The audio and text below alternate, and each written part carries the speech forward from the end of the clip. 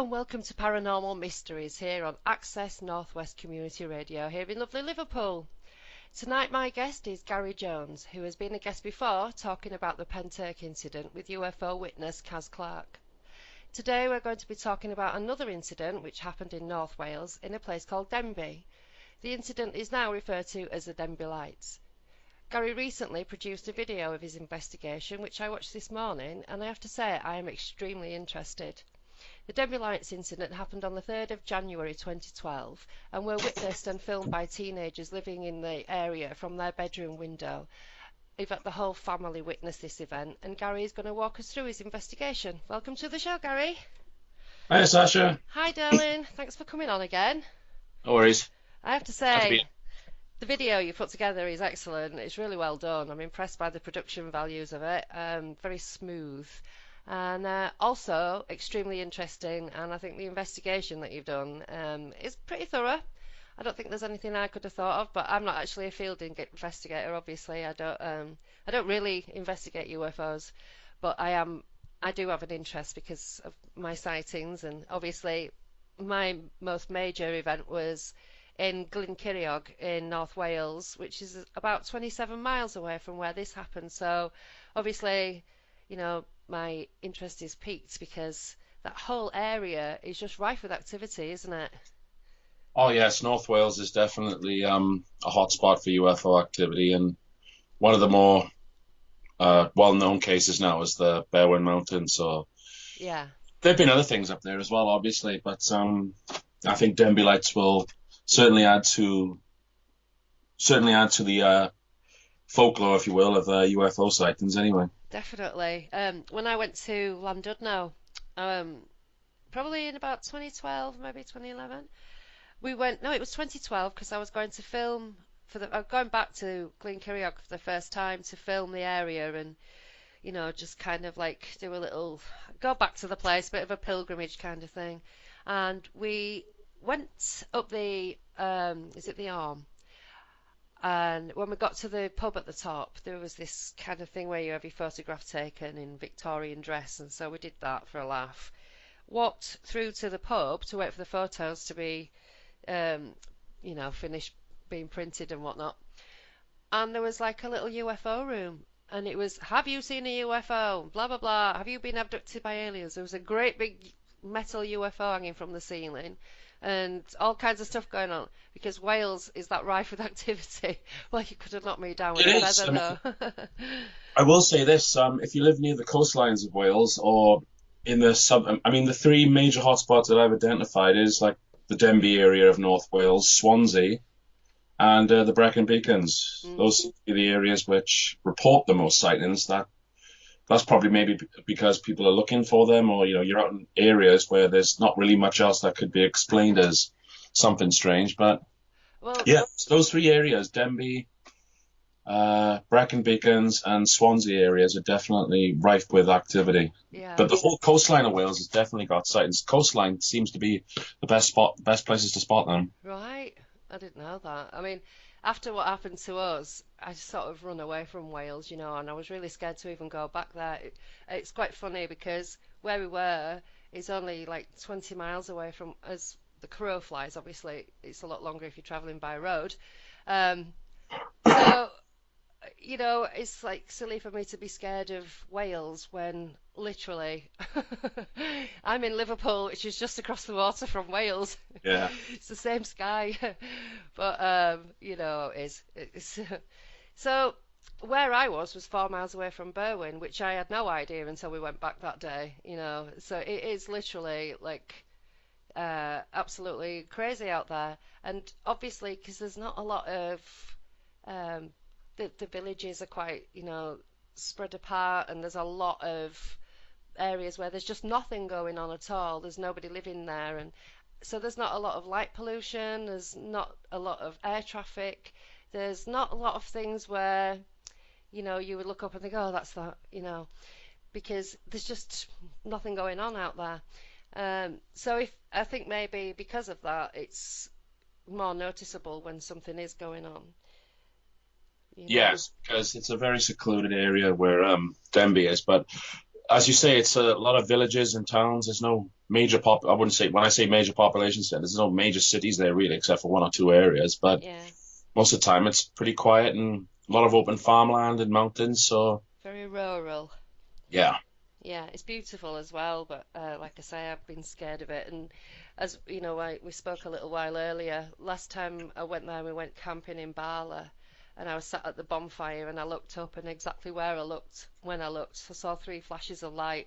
So I was uh, like, "Leave me alone." wait. So this incident, how did you come to hear about it? Did you see it in the paper? Is that where you Um, first? well, I came across it online actually. Last year in April, I was getting ready to go to North Wales with Swansea UFO Network, Yeah. and part of the things we were going to do, we were going to interview a number of researchers, and we were going to pay a visit to our family, which is the family now in Denbigh. And I saw the video that they originally took. It was uploaded online. Mm. I had a look at it, and I could tell straight away something was very unusual there. I mean, I've seen enough things in my time to know, the difference between your standard your standard lights in vehicles and explanations given, and this just had no explanation I could see at the time. And the more I looked into it, yeah, I mean, I was very interested. And when we went to North Wales, um, we went to see Gary Rowe, went to see Margaret Fry, Oh yeah. Scott Felton, and a few others. And then we went to visit this family on our last leg before we went home. And I got talking to them. We had a look around the area briefly, and I was like, well, what's up here, boys? There's nothing here but trees and mountains. Mm. And nothing. There's no electrical cables around there. There's no visible in the distance kind of buildings. But obviously, that was my general basic feeling at the time, my observations, and I said I would look more into it. So when I had a chance, once I got back and I finished all the other videos I needed to sort of edit and put together, the interviews we did, I started looking more into this alongside the Pentyrch UFO incident, and I could tell you, yeah, there's definitely something unusual about what they saw. Definitely. Because I first dismissed it. I said, "Oh, it's a roundabout." Yeah, I thought it was a roundabout, and I was like, "No, no, it's a roundabout." Blah, bye. I And no, been, I thought it might have been cars or something traveling in the distance, but as I walked the area, I've been around that place, and there's just nothing there. There's no road access there. There's one or two roads alongside a field, but unless they were going up and down or around for 10 minutes, I mean, what were they doing there? yeah. Farmer doesn't work that night either, and obviously we'll get to more of that as we go, I guess. Well, the weather was utterly atrocious that day as well, wasn't it? Yes, the nighttime weather was absolutely abysmal for any kind of outdoor conditions. You got fast winds, heavy rain, torrential Hmm. downpour at times, and I understand the temperature wasn't too clever either. You're talking just a few degrees above zero. January, yeah. And I looked at the Met Office website today to see what the weather was like there, and it said that there were winds of 81 miles an hour. So nobody would be out there doing any kind of work. The several kind of No human, theories thrown up, and it was like not at 81 miles an hour wind, you won't get anything done in that rain and wind. nothing No. like that. No, you would not be working or playing or having fun or camping or traveling or any means. You Or, won't do anything. or Stop. lamping, or Oh yeah, lamping, fireworks. Do you want to get into that first? Just the well, usual. just yeah, let's start of what they if we start at the beginning, and then we won't run away with Okay, ourselves, will yeah, we? right. And we'll start with the family and how they come to see it, and then we'll get into all of these suggestions that are being put forth, which when you kind of look at the case itself properly, Sasha, then all of those just seem ridiculous. So let's let's start at how they came to see what was going on. Well, okay. Yeah, it was January 3rd, and it was just after 3 a.m. Nathan was in his bedroom. He was watching his television and unaware of anything except the bad weather outside. He heard a noise, and as he got to his window to investigate what the source of the noise was, his big rubbish bin had been blown over. But as he looked into the distance, he noticed something flashing, caught his attention, and he looked around to see if maybe it was something something reflecting on the window, some light source on his wall that was reflecting on the window, and he quickly determined it wasn't anything that could be, could be coming from his house. He looked out into the distance, and there it was, these flashing lights. And he, some moments later, went to go wake his brother up, Alex, who was just trying to get asleep at the time. But then he told him, come and see this. I think he used the words as a UFO outside or something. Or maybe he said it to Kira, but they said there was something very strange. Alex came to look, and yeah, once he saw it as well, it was like, oh my God, what is that? And then they started filming, and then a few minutes later, they went to get their mother, and then they went to get Kira, and the four of them, for that duration of that time, were all watching it and video recording it, and you can tell, that when you listen to the video, and I've put the subtitles in as well, you can tell, they're not looking at anything, excuse me, they're not looking at anything that would normally be associated with the fields, like tractors or farmers or people lamping, they know the area, they've lived there all their lives. So this is why they were so amazed by it all. Hmm. And it was quite crazy looking thing. Mm. Obviously when I saw it, I saw the houses and I thought, well, at the back of the houses it must be a road. It looks like a roundabout. Maybe there's been an accident and that's why there's lights are flashing. I thought, well, maybe that's a police car. I've Yeah, seen footage before that people have tried to pass off as a UFO, and it was actually a roundabout. And that's why I thought, I've seen this before. I've seen something like this before. It's a roundabout. yeah. But you've actually been there, haven't you? And I've been there twice. yeah. And it's not. Twice. It's just open land, isn't it? It's just fields, and there's some caves there and a quarry. Is that right? I understand. There's a quarry over to the right of the forest, which is some distance to the right of where the family are viewing it. And there's a forest there, yeah. There are some cave systems, I think, a bit further, closer to the road, but I didn't look at those particular areas. Mm. I drove past them, but I didn't go in there because, well, it just wasn't of anything of interest at the time. But maybe when I go back, I'll have a look. But Yeah. I mean, it's just open farmland, trees, forest lands.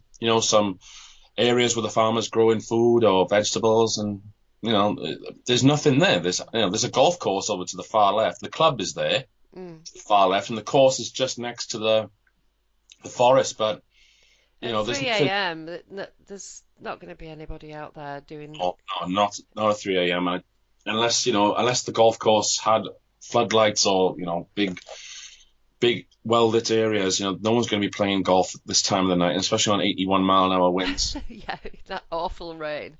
Unless the wind's behind you, you can hit a 800-yard drive. You know what I mean? But then obviously We the go light down the wall. source, the light source would have to be on some sort of vehicle, and it'd have to be driving Or a around in a pylon. circle. There'd be several. I mean, how many lights were there? Have you counted them? There looked to be about 9 at one point. I haven't. From what I can tell, I mean, I've described it as a disc-shaped object or a saucer-shaped object, but the way the lights come on, sometimes it's almost like if they flash more on the right, then they flash more on the left, and then they light up all together. You Yeah, see smaller ones and bigger ones, and maybe some underneath and on top. The red one being particular. yeah, yeah, If you watch the video enough, like I have, because I've studied it pretty thoroughly, there are pixelations of light in there, but where the red parts to flash up, I think that is the top of the dome yeah. structure. That may be it. I mean, when people ask me, what do you think it is? I said, look, I mean, I've looked at all the usual explanations. I've done quite a bit of analysis myself, and I know what I'm looking for. And it's unidentified aerial phenomena. I prefer to use that word now, actually, because Mm, it's more accurate and descriptive than a UFO, because anything could be an unidentified flying object. But if you say yeah. aerial phenomena or aerial vehicle, then it tends to define it down more thoroughly, as I say. Well, There's there was a screenshot that you managed to get. Oh, maybe Alex got that, but and it does seem to be like you can just about see an outline, and there is a red light on the top, and that's what Yeah, it looks like. A red light on the top. So that kind of looks like the around either the bottom or the middle. These lights seem to actually, be. what's I going to say now? That screenshot was taken by David Williams, the next door neighbor. Oh, He didn't right. see the event, but he said about a week or two before he did see something similar in the fields. It's in the video that I made. Yeah, yeah, But what's interesting is how he managed to grab this screen capture because there's some, excuse me, photo editing or image capturing software on an iPad that they had, yeah. and he played the video through that, and he just sort of like screen captured one particular moment, and then he enhanced it, enlarged it until eventually he got what you saw there. And I wasn't going to use it at first. I wasn't going to even touch. I wasn't going to use it because I couldn't verify the source. Yeah. But then when he started to when I started interviewing him and the family told me, this is the person, I said, oh, great, I can, now I know where it comes from and how you managed to do it. That's going to be useful. There's the picture that I show. There is one red light on top, but there's a red light at the bottom, but that's not part of the actual thing. I think that's just somebody took a photograph off the screen. Oh, right, yeah, yeah. Yeah, so I thought it was a light at the bottom actually, but when I started to review the tape more thoroughly, it's just somebody who's recording off a different camera. But yeah, I mean the rest of it, the blue lights and the red light on top and the dome-like structure, and I would even say it's kind of like more flat underneath and dome-like on top. It kind of looks like a cake, one of those little cupcakes, with a flat base and Yeah. like on top of it, a cherry, I guess. Cherry on it. Yeah. Yeah. Something like that, but maybe a little more stretched out. But I mean, I tried to do my own image capturing, and I tried a number of things. I mean, I'm not an image analyst or a specialist in that area, but I mean, I couldn't get anywhere near what he had. So either the software is something special on the iPad, or it's just the way that it renders They the are good quality cameras on the good, on iPhones. My daughter has one. I won't buy one because I'm not prepared to pay all the money for the apps and things like that. I'm tight. I don't know. But yeah, it is good quality. Yeah, I was just going to say though that I mean, two things that you can see is the red light on top, and the lights match up to what he's got underneath. So so that's definitive as far as I'm concerned. And also, it's really quite a size, isn't it? It's not small. Yeah, it's not small. I mean, I matched up the furthest left light I could find and the furthest right light I could find on the video, and I used those as my guides to measure its width. Yeah. And judging from where the windows were, where the window was, I went on Google Earth and I just sort of lined it all up. And obviously, I think I've got it pretty much accurate. Hmm. I mean, the further you go out, the lines obviously get further and wider apart. I mean, I reckon it's probably about 100 odd feet, maybe close to 100 feet. Yeah. I mean, Alex, who gave me a statement, he reckons it's about 70 to 100 feet. So I use that as my baseline, if you will. Yeah. But I mean, the further it goes back, the wider it's going to get. Yeah. So if it's up by the woods, Crest Woods, you're talking maybe 500-600 feet across. You know what I mean? It just Absolutely, yeah, yeah. So I don't know what they call that, a carrier or a mothership or something. But if it's like 100 feet, it's more like a scouting ship. Some people call it. So yeah. Well, when we were up on Berwyn Mountain, and we were kind of 4 miles from Berwyn in Glencorriog, the craft that we saw was moving over towards Liverpool, actually, and it was really far out. Now, I have no idea of distances and how far you can see on the horizon, and I assumed that if you were higher up, you'd be able to see further, but I don't know if that's the case or not. But I thought this thing must have been like 20 miles away, but someone said, no, you can only see about 4 or 5 miles on the horizon, so I was like, right, okay, so that's how far away it was. And it was moving off to our right, so it was going away from us, and it stopped and it zigzagged over to us. It didn't move in a straight line, it zigzagged back and forth until it got to be over the field in front of the house, and then drifted over to be over the house and over us. So I estimated that what we could see of the underneath of the craft when it was right over us, the central circle of light, and there was these lines of light going out around it, so it looked like the underneath of a mushroom if you pull the stalk out. There were maybe like 7 lines of light, and they were rotating. Now I would have said that would have been I don't know, 70, 60, 70 feet across that Right. that bit. But when it was coming towards us, because it was in the clouds as well, and the light was coming off it, it was rippling. The lights were rippling, and it was rippling over in the distance because I thought it was lightning. You know how lightning flickers. Yeah. Uh, but I wouldn't even be able to guesstimate. I was looking from 11 o'clock to 2 o'clock to see the whole of it, and Steve reckons that it was about a mile across.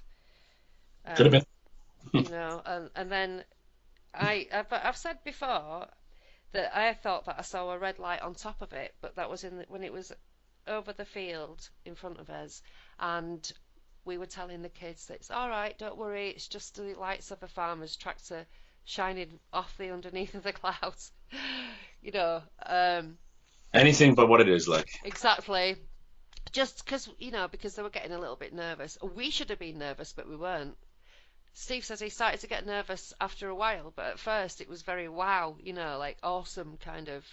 Yeah. But the red light thing, when I saw that, I thought, because that's been in my head. But for years and years, I tried to bury it. I tried not to remember it. I tried to escape it. I didn't want it to have happened. So I tried to bury it. And now I'm like, I did say before that there was a red light on the top, but because it's quite a vague memory, I wouldn't say that there definitely was. But when I saw that, I thought, oh, way up. But it's funny you mentioned the lights, actually, the rippling, because I mean, I asked them about the lights and how they appeared. They don't seem to flash outwards in a strobe or a beam. Mm, They seem to be more like the opposite. They seem to the light source goes into the sort of body rather than out. You know what I mean? yeah, yeah. This was like the brightest light ever, but you could look at it, and as it came and as it landed on, touched people, the walls, everything, it was actually blue, but it appeared to be bright white. But like I say, and it wasn't like you would expect, when you see in these cartoons and what have you, when you see a beam of light coming down. It wasn't like that. It No. just, everything was just glowing, this tinge of blue from the light, but it Yeah, wasn't bright. that's something Kira described as well when she's like showing me the way the lights were. You talk about rippling. Mhm. She's like, it's sort of like rippling, like fluid, like water, like that Yeah. kind of thing. If you see lights under the water and you see it on the surface, it gets that ripple effect. But Yeah. I mean, yeah, I mean, it's just, details like that certainly make you wonder, because I mean, lights on most aircraft or drones are pretty much bright in your face. You know what I mean? They're very was the light source is very bright, but they don't act like fluid or underwater or ripple or anything. You know what I mean? The lights themselves are a very unique feature Mhm. about this video, but just everything else about it. The shape, the size, what it Yeah. was. Oh, well, it was large, wasn't it? And like when it was coming towards us, it looked like lightning in the clouds. When it was coming, because it was like rippling out. The light seemed to be rippling out sideways. But because of the different densities in the clouds, you could see like brighter lines, you know, Yeah. like if you sort of shone a torch, a really heavy duty torch through mashed potato, you know what I mean? I guess Um, yeah, so that was probably quite a good disguise to make it mm, look a bit like lightning, because I did actually think that initially as well. Um, and yeah, it just wasn't like, you see an aircraft, because we live on the flight line. When you see an aircraft and it's coming in towards the airport and it's on a night, they do have headlights, and you yeah. could actually see like a torch beam. Yeah. But this wasn't like that, and And neither you is can the see the Denbigh body, Lights. you can see the body of it as well, can't you? Yeah, That's the thing you can see. absolutely. Because I mean, something about the lights, just quickly. I mean, the other case of the Phoenix lights of Arizona. Oh yeah. Um, a lot of people talk about the lights there that they don't seem to shine any sort of, they don't seem to have an external brightness to them. They seem to be inside the actual light source itself. It's like they don't give off any strobes or beams or, illuminate the area around them. It's just inside. It's interesting description of how people talk about the lights. The lights are inside the actual light. It doesn't give off any. It gives off a source, but it doesn't light or illuminate anything around it. Like There's no halo, is there? that's the word I was looking for. Yeah, I mean, when you switch a light on in a darkened room or you shine a torch on something, it creates that spot of brightness, and then everything else around it gets illuminated until the light sources diminish. But it's not the case here. And that's something people need to understand. The lights on the actual thing and nothing like you see on normal aircraft or drones or anything else. No. And they seem to be kind of bunching up together and, you know, and moving apart. And I think that's maybe why people suggested it was people lamping, but you'd have to be completely out of your mind on some kind of crazy drug to go out at 81 mile an hour Well, winds in that absolute torrential rain.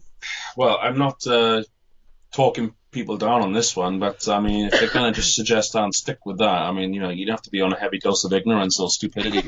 I could say. I've gone to a lot of lengths to try and show that this is not what we normally think it is. I'm not. I would say the UFO community at large is the most heavily critical of all. You know what I mean? And it ought to be as well, but sometimes Yes. it's too critical of the wrong things. I think after a while, when you've been in it and so many things turn out to be absolute rubbish, you're just like that, oh, it's rubbish, rubbish, rubbish, like I did. I totally dismissed all of it because I said took one look at it for maybe 30 seconds, and my conclusion was it was a roundabout. Bye. Not interested. It's nothing. It was a good comment section afterwards, though, wasn't it? Absolutely, yeah.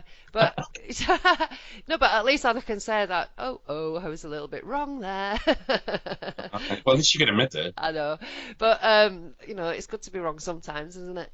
Well, So now, we put this video together, and I've looked at it, and I was going, "Oh my God, Dave, you need to watch this. This is amazing!" And I've sent it to a few people, because it's not any of the things that anyone would say, and we are very dismissive and critical, but at the same time, the UFO scene is full of crap. It's polluted with rubbish, and these high-profile people who just spew out this crap, and then people like you are completely ignored for this kind of showbizy celebrity culture vulture thing that goes on.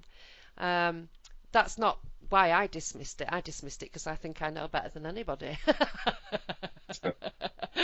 No, but you know what I mean. I have seen something like it, and I thought, and it did turn out to be a roundabout in the distance. And so obviously I was like, that looks like that. That must be that. But that's just lazy, and I think we're all guilty of it. And there's people who will argue with me about Kaz Clark and the Pentyrch incident, and I'm like, I believe her. I believe her. And they're like, she's too confident. She's too this. It's too that. It's like she's not so some people confident. are like that. Some It's people. not confidence. It's not confidence. Kaz just knows what It's she's. indignation. She's I saw this, and you need to know that this is real. You need to know what they're doing, and that's what it is. It's this righteous indignation. people. Yeah, Kaz believes in truth. She's a very she's got good morals and a good sense of character, and she believes in truth, and she wants the truth. That's it, and.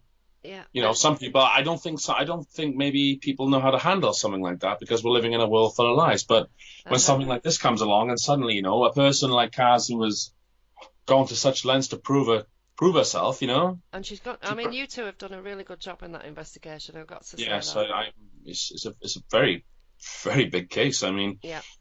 I would love to have had video footage. I mean, that's always the one for me. I don't understand some people like when it comes to. You do all the other evidence, you walk the grounds, you do this the investigation work, you do the background research, you do all the interviews, you get the statements, do everything else, and it's like, oh, where's the photographs and where's the videos? And it's like, well, sometimes we're not fortunate enough to have those things. Yeah. But, everything else, we sort of define it down and narrow it down until you're virtually left with only two choices. Either you think it's a complete utter load of nonsense, which most people, I won't say most people do, but a lot of people who are just skeptical for being an arsehole. But, it's, you can at least admit to yourself that something very strange happened, and how much you'll take from it is up to you. But, I saw Kaz when she was trying to get somebody to test her, and they agreed, and then they were like rejecting her the next minute when they realized what the subject was. You know, she wanted to be questioned on UFOs, and she tried it a few people until eventually she settled on the one that she got. She But decided not to tell them, didn't she? she waited until they were pretty much there and then, like, because I mean, what are you going to do, like, because the second you tell someone, they'll just drop you like a stone. I don't see what the difference is, like I really don't see why that would be a problem for anybody doing a polygraph. What does it matter what the subject is? I don't know. Maybe some people. Maybe I don't know. Maybe that's an interesting question actually when you start to look at it, because I mean, why is it so difficult for people to? If it's such a crackpot thing, I mean, why wouldn't you take a couple of £100 to just prove them wrong? I know. Do you know what I mean? Yeah. And this is something I'll just mention this, right? The thing with the polygraph is this. Read about it. The polygraph is designed to detect deception. It doesn't tell you if you lie, right? Mhm. Your brain, your body, everything else has certain things that happen when you lie. It's a psychological thing. It's a neural thing. It's a physical reaction kind of thing. And enough studies have been done on that. That's how they've developed these kinds of devices, which detect those various markers. Whether you fluctuate in your breath, or you spasm in your chest, or your brain does something that indicates you need to cover up for a lie or something. Mhm. And that's what these machines do. And how they determine lie or truth is that it's based on the statements or something you want to be tested for. In Kaz's case, it was her statement based on what she saw. Yeah. And she said, "Did you lie about any of the content?" The content was her statement, and she answered that one. No, she didn't lie, and she passed on that question and the other questions with it. And the examiner, along with everyone else who helps to verify these results, said, "Yeah, she's telling the truth. She's not being deceptive. Get that, people. No deception indicated. She was not deceiving you at all." And yeah, what I mean, name me any other witness who will pay for themselves and go to the lengths to prove their case. Well, Larry Warren did, but at the same time, he's been telling the same lies for nearly 40 years.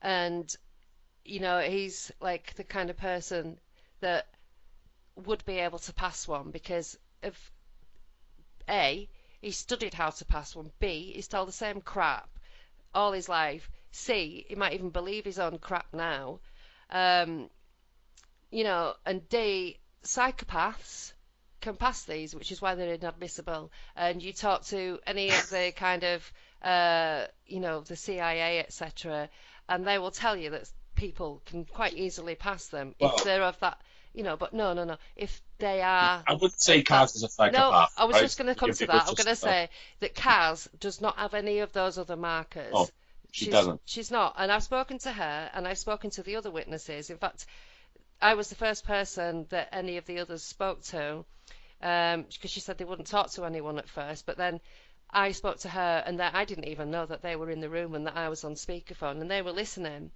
And I was telling them about what had happened to me, and I know what it does to you, and blah blah blah. And then this voice comes from the background.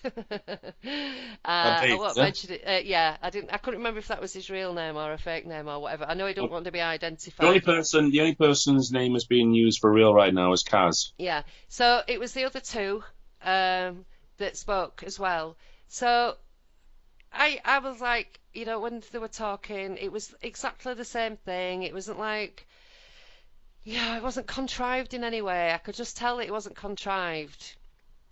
Even though Yeah, obviously I've been had over by liars before, I'm a little bit wiser to that sort of thing now. that's the trouble, isn't it, Sasha? I mean, you get so many people polluting the subject, Yeah.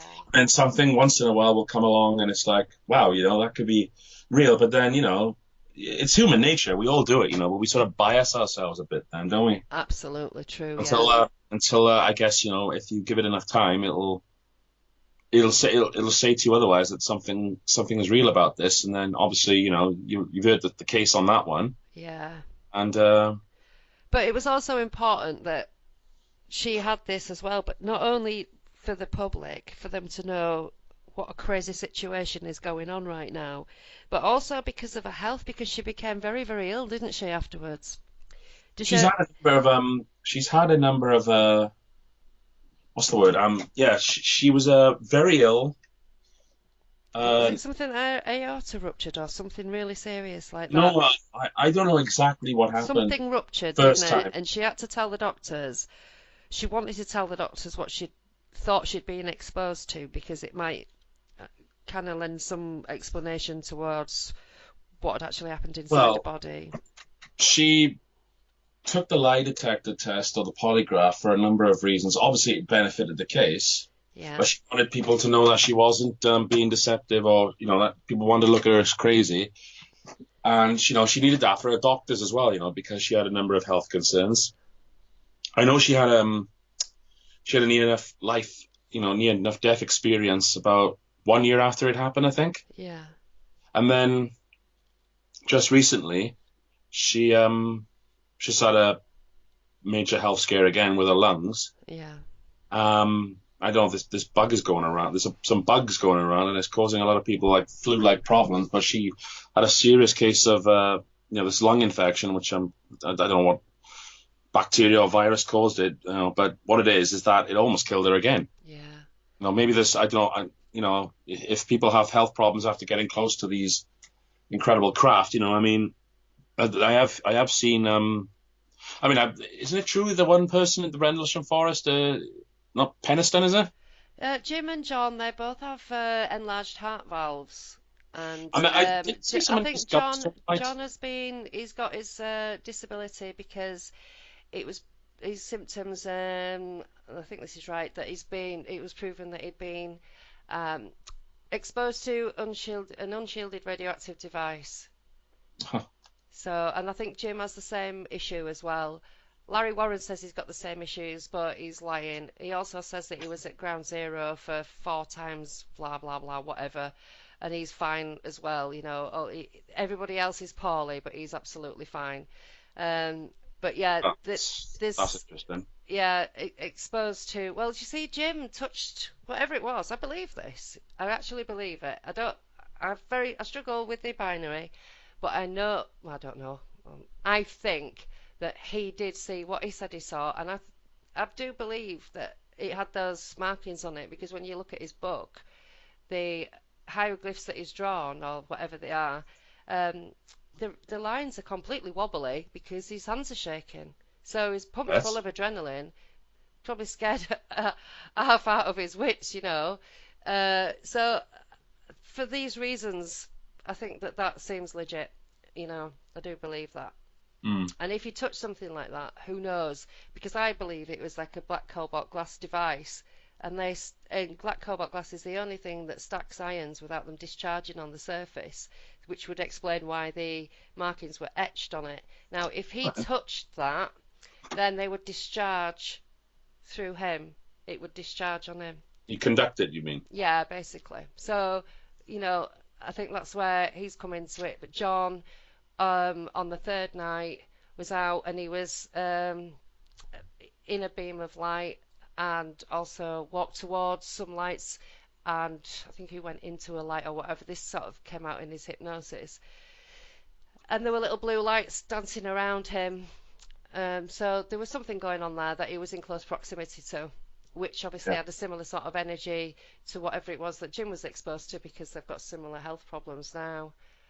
And It's I'm interesting, not eh? going to stake my life on every little bit of that because obviously I'm relearning the Rendlesham incident because I believe a lot of it happened all in one place on one night, but everything that has been sewn together for that one place and one night was actually happened to several people in several places over several nights. So I'm trying to piece it together again in my brain and erase all that.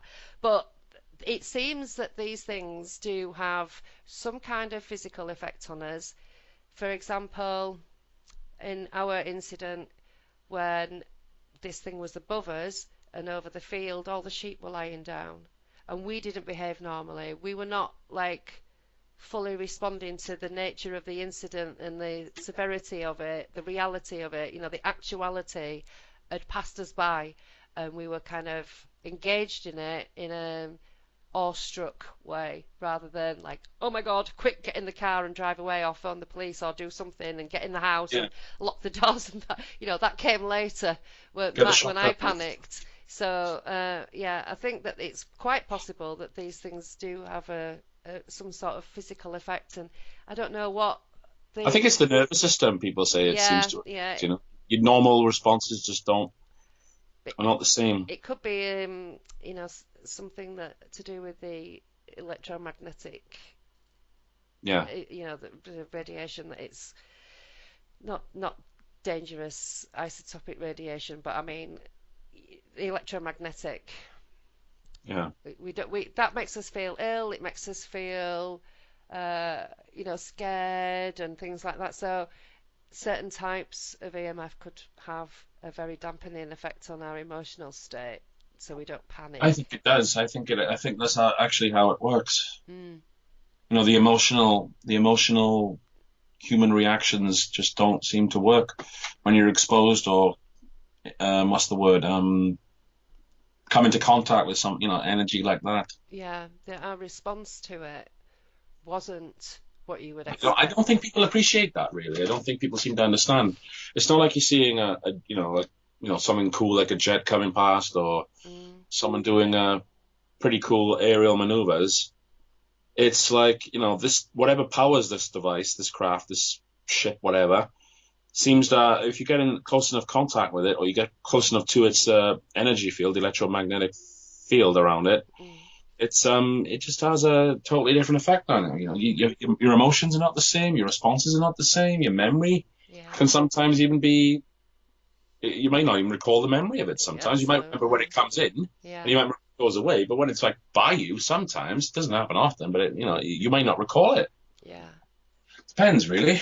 You see, if you said to somebody, like, you put this situation in front of someone and said, what would you do? And people go, I'd have done this, I'd have rung the police, I'd have taken photos, Oh I'd yeah. have X, Y, Z.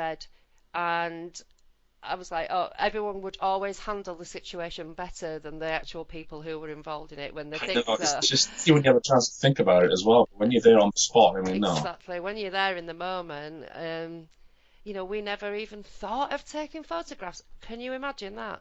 Right? Not, but as it turns out, we hadn't even taken the camera. Um, it's Well, very, like I said, your reactions are not the same. Your normal reaction would be to grab a camera, videotape it. I mean, it's good that Nathan done that actually, but he didn't do it straight away. He went to get his brother first of all, and his camera was just by the side of him, which is why he started doing that. yeah, yeah. Yeah, so good for him for that. Like, And I don't know what the health effects could be. When people say to me, well, did you have this, that, and the other? Were there any marks? And obviously, some people, as soon as I came on the net, they were like, oh, well, you have been abducted. You have got implants in your nose and your spine and your feet. They will have done this, that, and the other. Well, I have no recollection of any of that. But I don't know if I had any health effects afterwards. I might actually, you brought this up earlier, and it made me think, do you know what? I think I might actually apply to see my own medical records and have a look around about that time to see if I was going to the doctors with anything unusual, because at that time I was like we had a friend who we lived in a shared house, and one of the friends in there, John, he was absolutely nuts about UFOs, and so we did go sky watching and things like that, but it was because of him mainly, and we did have a passing interest and a little bit of knowledge because of just of the stuff that he was saying all the time, and he was really, really into it. Um, so people said, "Did you have any marks? Did you?" Well, I wouldn't have even thought to look. No idea, none at all, and wouldn't have gone to the doctors about marks on my body anyway. But I don't know if we were poorly or anything. Um, Something to look into. yeah, It's very stunning when it happens, and you just do not act how you would expect yourself to act. no, you don't. You don't. I mean, I'm a very reactive person. If there's Well, an accident or anything, I'm straight s- in there, know s- what to do. Yeah, this is something that we can get onto now. Reactions. yeah, The family in Denbigh, not long. I mean, very next morning, still buzzed, still full of adrenaline. I mean, if you talk to them now, talk to them now. You talk to Linda Pritchard, Nathan and Alex Thomas, and Kira Lee George, and they're just as excited now and as infused with excitement as they are back then. They really want to see it again. Yeah. So I mean, it's just like how does your normal explanations do that to a person? Like, you know what I mean? Yeah. I What they know. saw, something very interesting. Yeah, but if it was non-threatening as well, wasn't it? So, It didn't do anything threatening to them, no. Like I said, it was a windy, stormy, rainy night.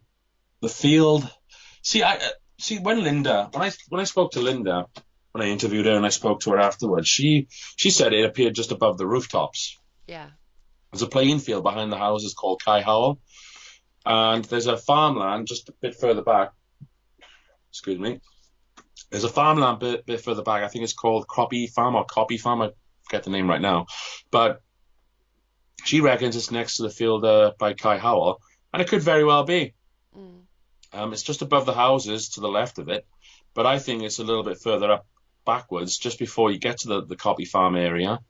And I think it was somewhere around there because when I look at Ordnance Survey maps and I see the layout of the land between their house and the hill just up behind it is about equal. Yeah. So it could be close to the ground there, but that's just my own Yeah, it estimate. does look really low down. It does look like it might be close to the ground. And I did wonder, because it seems to appear to go up on a kind of 45-degree angle, doesn't it? It goes It from does go up being, on a 45-degree yeah, angle, it yes. looks horizontal and then it kind of goes up so that it's definitely on a 45-degree angle. And I I mean, wondered what the lay of the land was at that point there and if it was sort yeah. of moving with the contour of the land. Well, this is something people can think about as well because the diameter of the lights and the whole length of the two videos, doesn't change really. So it's not moving further back and then going along the layout of the land because the land does sort of incline as you go further back up to the Crestmar Woods area or Right. Christmar, I think I say you pronounce it. I didn't know how But you pronounce it when I saw the spelling. The spelling in Wales is just I gosh, don't know what that even Welsh is looks my like. language. Yeah. But Christwoods or Crestwoods or something like that. You sort of emphasize the E part of it.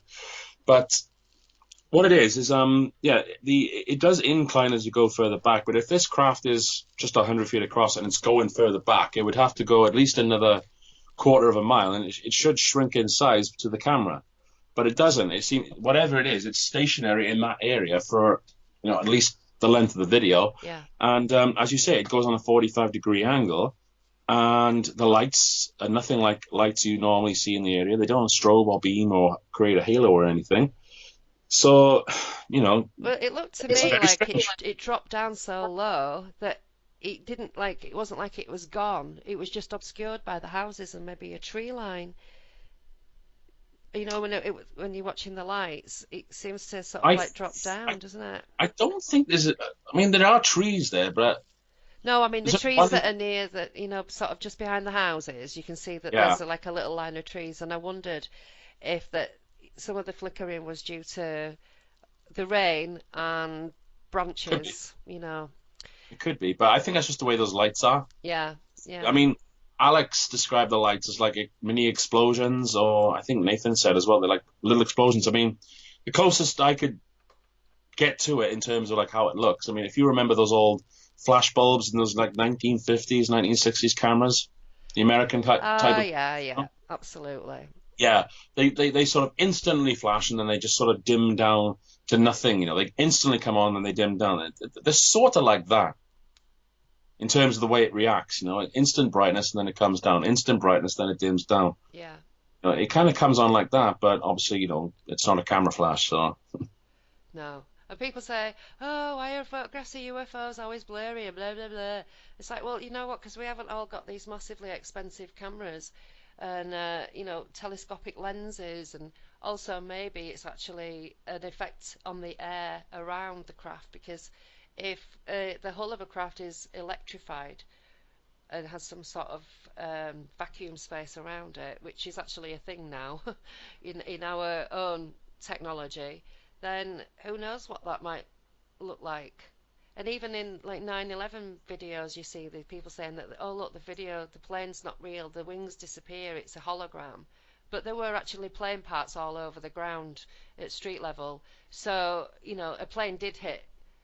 But when you're watching the video, the distortion makes it look like, the wings are not there. It looks like a missile or whatever. Um, so, you can't always have these people can't always have what they want, and dismissing something on camera quality is absolutely ridiculous, if you ask me. Uh, because I've like seen that footage enough now, because I didn't actually get to the end of it because I kept going back, stopping and going backwards and watching bits again, like going, Yes, it's very good. wow. I mean, I kind of describe it like the Zapruder film of the JFK. This is like the Zapruder film of the ufology world. Because very rarely do you get something that lasts that long on camera for people to sort of analyze and do in-depth studies of. I know. I mean, the Zapruder film has been analyzed to death, and many people think the copies that got released later on from the Time magazine vaults, I think it was, wasn't it, that somebody's manipulated them. Yeah. But that's because obviously people have analyzed it to death. You know what I mean? Yeah. And I mean, this video you can analyze. You can analyze it. You can study it. You can do your own conclusions on it if you want. But it's very, like, as you say, sometimes you just get a blurry photo, or you get a video or something that doesn't really show much. Yeah. It may be something unusual, it may not be, but in this case, you've got like 9 minutes almost of something you can study, and you look at it, and it's like, again, I mean, I saw it on a TV screen first of all in Nathan's house, and I could tell, that's not a normal everyday thing, but obviously it warrants further investigation, which is why I decided to start looking into it. And one of the things I did do was go on planefinder.net, look at radar returns and see if there was anything visible for that night from 3 till 4. Yeah. Nothing there at all. No. And this is also confirmed by the police, who Linda Pritchard actually called to the house the very next day or the next day after, something like that, because she wanted to know what this was. And the police confirmed that there were no police helicopters or planes or anything out that night. So, and I would say also, when I'm speaking to the family, if this was a helicopter or a plane or a drone or something, they would know. They've lived in this area all their lives. They know what goes on around the place. There's no electrical pylons. The golf course is to the left. The quarry's over to the right. The only thing that's between them and the woods area is just that farm, which is obscured by the hill, and the houses in the foreground, which, you can clearly see are not spinning around. Or, those lights, those lights are spinning and rotating, whatever certain people may say. They were rotating. You can clearly see, there are lights on top and there are lights underneath, and they move around in a sort of like, you don't see the back. They do, because I thought it was a roundabout with cars going around it. So, they do Well, rotate. the thing is, Yeah. the lights all come from a left to right position. And, I mean, if there's a solid base attached to this light, which I think there is, you're not going to see the back end of it because you'd have to be on the other side of it. Mm-hmm. So the lights, whenever you see them, they're always going to go from left to right. So it looks like it's just things traveling from left to right. Yeah. But if you study the pattern of it long enough, you can see it is rotating. It's moving on a circular base. Yeah. Yeah, that's definitely what it looks like. And then, explain the red light on top. Is that, is that just, was that a firefly or something? I mean, eventually, there's two things, there's two ways to look at it. You can either just look at it with honest eyes and come, eventually narrow it all down. Okay, what can this be? You can just say it's unidentified. I don't say it's an alien craft. I don't know if it's extraterrestrial. It could be. I don't say that it is. What I say is that it's proof of a UFO, an unidentified aerial phenomena, because I've been to the place, I've done the background research, I've questioned the family, I've looked at the video, I've looked at just about everything I can. And, you say the weather was, 81 miles an hour wind? That's what the Met Office says, yeah. With torrential downpours at times. Yeah. And you cold can see the rain in the street light. You've actually made a point of... I made a mention of that, and I put it through a different number of filters just to sort of highlight that particular point. Yeah. I mean, by the time you you start crossing off all the possibilities and what you're left with. Yeah. You know, unless it's Aladdin on a Christmas tree or something. You know what I mean? Flying around or something stupid like that. But Mm. I'm just joking around. My So, point is that yeah, magic it's roundabout. magic roundabout. Is it?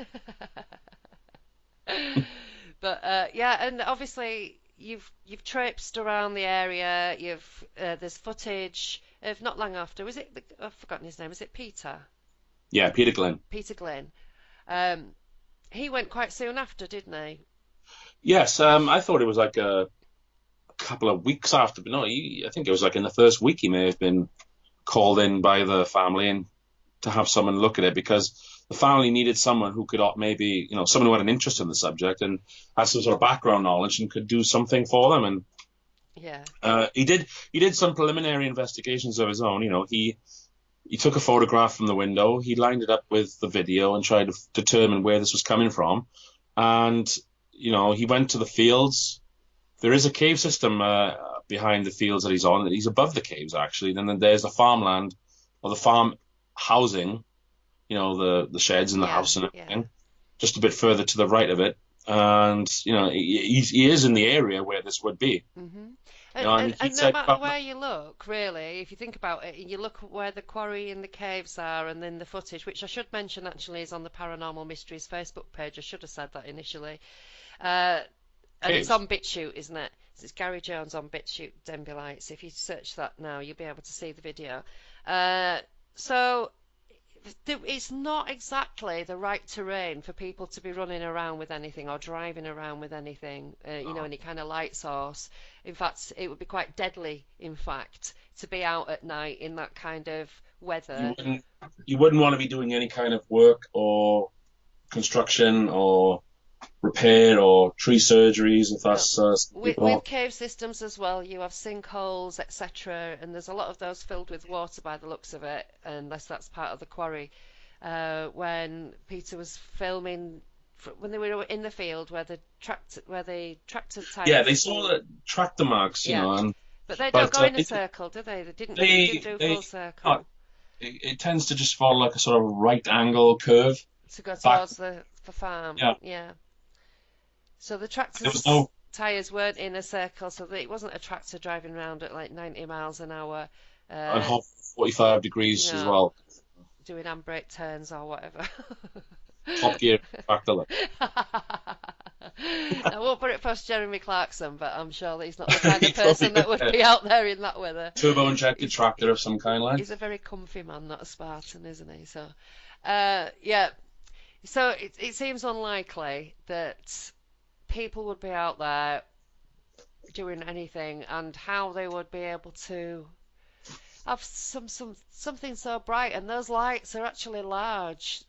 They're too big to be anything that we would be carrying around, and there's no beams, so it's not one of those 1,000 candle watt torches that can Oh no, it's shine off not. the underneath of clouds and things like that if they're low enough. It's not one of those, you know, mag light torches with these incredible high wattage beams on them or Yeah, whatever. yeah, They're not. They're not like that. I mean, those lights. I mean, they're very bright. Some of them. They're yeah. almost like, I mean, if you probably looking at them through your own eyes, they're probably a bit blinding. But But also then the other area that it could have been in the Christ Woods. You can't run around like that in woods.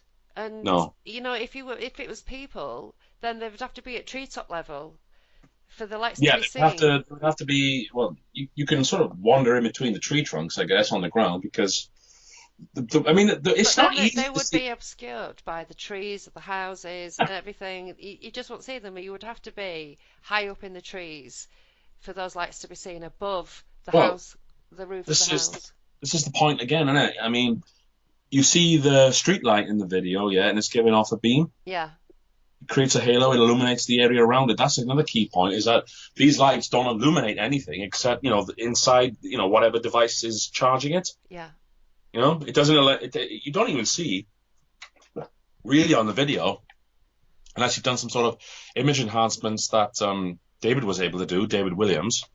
You can't really You can't really see anything. I mean, I mean, he must have paused that video at the most golden of opportunities because I've tried to try and enhance it myself. I cannot get nothing like that. Yeah. You know, that was probably, I mean, the one I put in the video, I used that because it shows the red light on top and the Uh-huh. lineup of the lights, you know. So obviously, you know, what I've done and what he's done is very similar, but he's just obviously been more successful with enhancing it. So Mm. It does look like a pudding with a light on it. cherry cake. Yeah. So the other interesting thing is within a few weeks, maybe 6 weeks max, there was a huge swathe of trees that were not literally, they were felled, but they weren't like cut down. They were, some of them have been pushed over, Yeah, uprooted, which I know that they have these things that push them over now, don't they? And they can yeah. chop and spin, but they've just left them there. Well, this is I mean, if I hadn't have done the Pentyrch incident straight off and then learned about this interesting thing about the felling of trees or chopping down of trees or just uprooting them and leaving them on the side somewhere. I mean, it was in the Pentyrch UFO incident. Yeah. Was in it was in Llanilla with Gary Rowe. They done the same thing. I know they did something similar with the Rendlesham Forest. Yes, they And did. Yeah, it was within days actually. yeah, Days later, those trees had been cut down. Some of them were scorched, marked, branches broken, and they yeah. chopped them down. And I know I know Nottingham had something similar. The Sheffield UFO incident in '97, I think, had something with trees. I think something went crashing in a forest or something. Or maybe Also, Travis Walton is in the video that they've done. Jennifer Stein produced. They go back to the area, and the trees have been felled, and the rings in the trees are actually kind of on one side where they were exposed to the craft, like a star shaped, like spikes. The way that is distorted. oh, I think I remember seeing this. Yeah, Yeah, I think when you mentioned this to me yesterday about the trees getting chopped down, and you asked me to confirm how soon it was after with the Rendlesham Forest horrendous. incident, Yeah. I think you're actually onto something. I think it's very unusual that in each of these cases trees have been removed ASAP. Yeah. I But mean, they haven't been removed though, have they? With there, some of them, it looks like some of them do get removed, but I guess some of them just get left there as well. But I mean, you can't fell a whole bunch of trees and just leave them there. You know, maybe one or two odd ones get left laying around. I guess it's just. well, the Well, research that you did with Pentyrch, you discovered is it larch disease? They they said, reckon it was larch. That I got told by the Forestry Commission that the reason they felled those trees was larch disease or Phytophthora ramorum, as its more scientific name. yeah. But if that is the case, and as we showed in a woods from Birmingham, I forget the name of it right now, but that was larch disease. They cleared the entire area. But they clear all the topsoil as well and all the other Cleared foliage, all the don't they? topsoil, they get rid of all the trees, they chop them all down. There's nothing left to chance. It's literally They, it's just they clear everything out yeah, they put completely. down warnings too, and Yeah. asking people to wash their feet or wash their bike tires when they come through because they don't want to spread it around. hmm And I mean, when you see the clearing, I mean, these woods areas, they don't just chop like a small section down, they chop everything It's bloody a down. huge swathe that's gone missing out of this I mean, some people Cressida were very system. upset by what happened in Birmingham, like, Yeah, because it's, oh, what have you done? yeah. But when you look at Pentyrch, they're not supposed to plant anything for at least 3 years, but they were planting them pretty much the next year. hmm So if they're worried about disease, they're obviously not too concerned by it. Yeah. But it's like, that those areas that got chopped down, as far as I can see, in Pentyrch anyway, um, that's where whatever they were firing at over the Lanchester Common, we do think now it went flying through the trees in because you saw in the photos there's broken trees and canopies on Yeah. the floor. Yeah. Something and those and to break those off, you got to get 20 feet I was above the gonna ground. say you have to be high up to do that kind of damage, and Yeah, it's not you got like it. yeah. And it's not as if these branches are like thin twigs. You're talking like a couple of inches around in some cases, and they take a bit of snapping, Yeah. unless you're going through it with some velocity and kinetic energy, Uh-huh. and it leads right into an area where I found all those broken trees were. Well, Kaz found the broken trees along with her friends, but But there's I also went back. some sort of electromagnetic field been emitted, and it was still being emitted, wasn't it, until recently? Is it? You Um, probably won't even well, know by now if it's still. from what I understand, right, this is how it works. The electromagnetic fields that I found are more like the magnetic fields.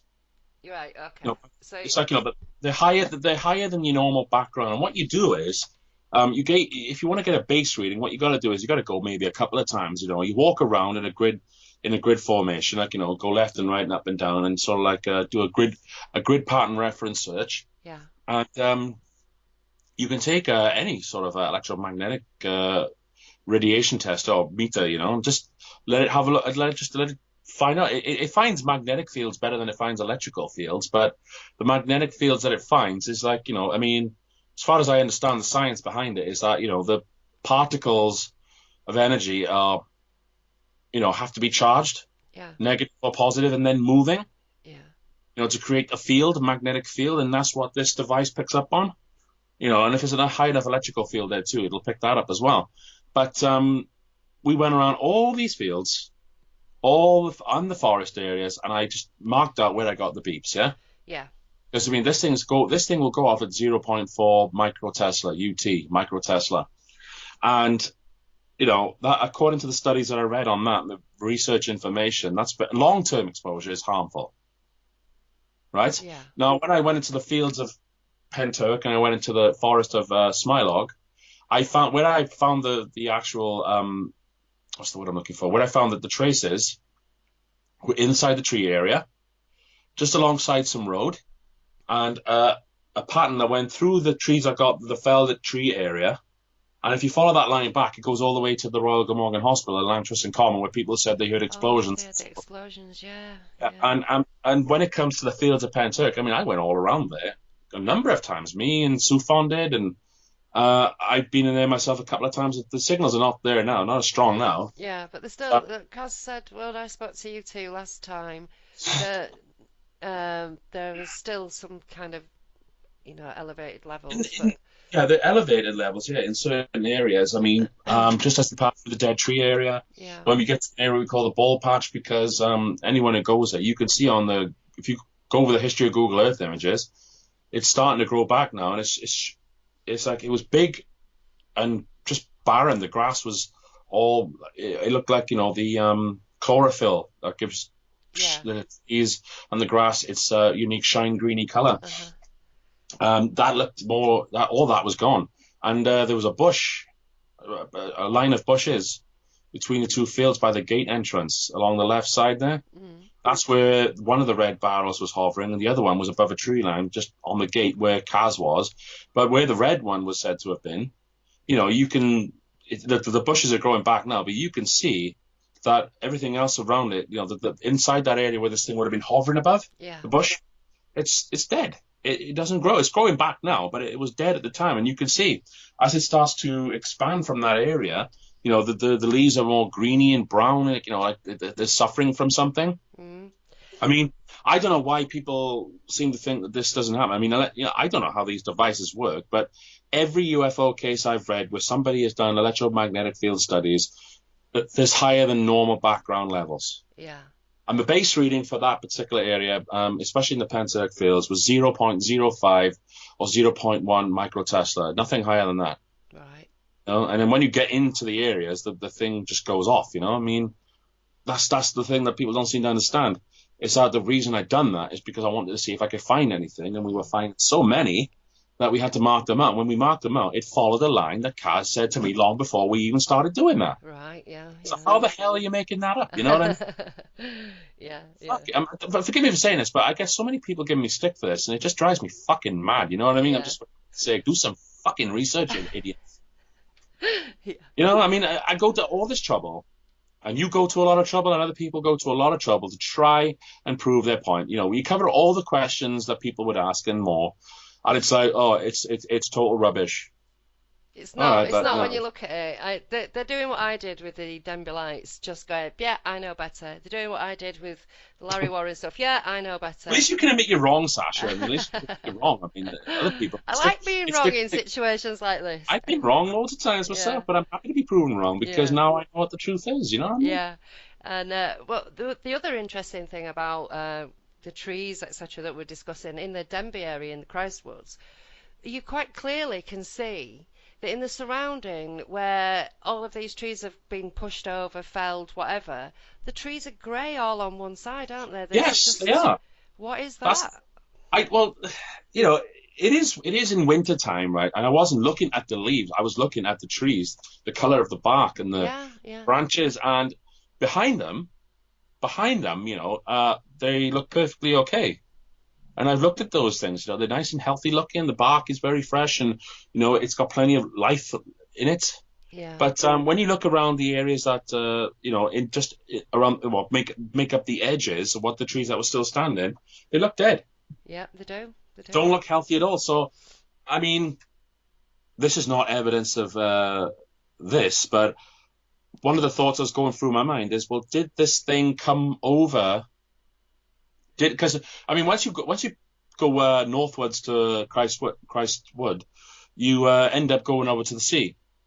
And Right. then obviously, you'd go north of Wales, and then Liverpool would be over to the right a bit. It's not too far from the ocean line, Mm-hmm. and coastline again, Wales.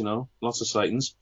I've seen so many people tell me now that they see a lot of crazy stuff coming out of the sea over that particular area. Yeah. And, I mean, I'm just of the idea that this thing may have gone back over to Christwoods, may have hovered over a particular section of the wooded areas, and that's why those ones have been felled. Yeah. It's I quite. mean, they don't seem to want to remove them. They just seem to want to uproot them and not whether that's something to do with the energy source they use or they give off, because as you said, when people get close to these craft, what they find is that their nervous systems, their It's muscle having a reactions. physiological effect on people. Yes, and Mm. it has a physiological effect on grass, trees, and other wildlife.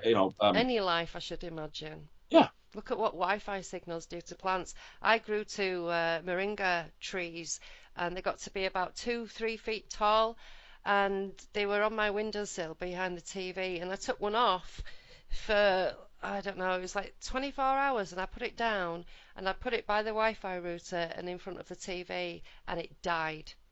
It completely died. I took photos of it. I was utterly shocked at how dangerous these signals and the radiation is that's coming off our TV and the Wi-Fi router.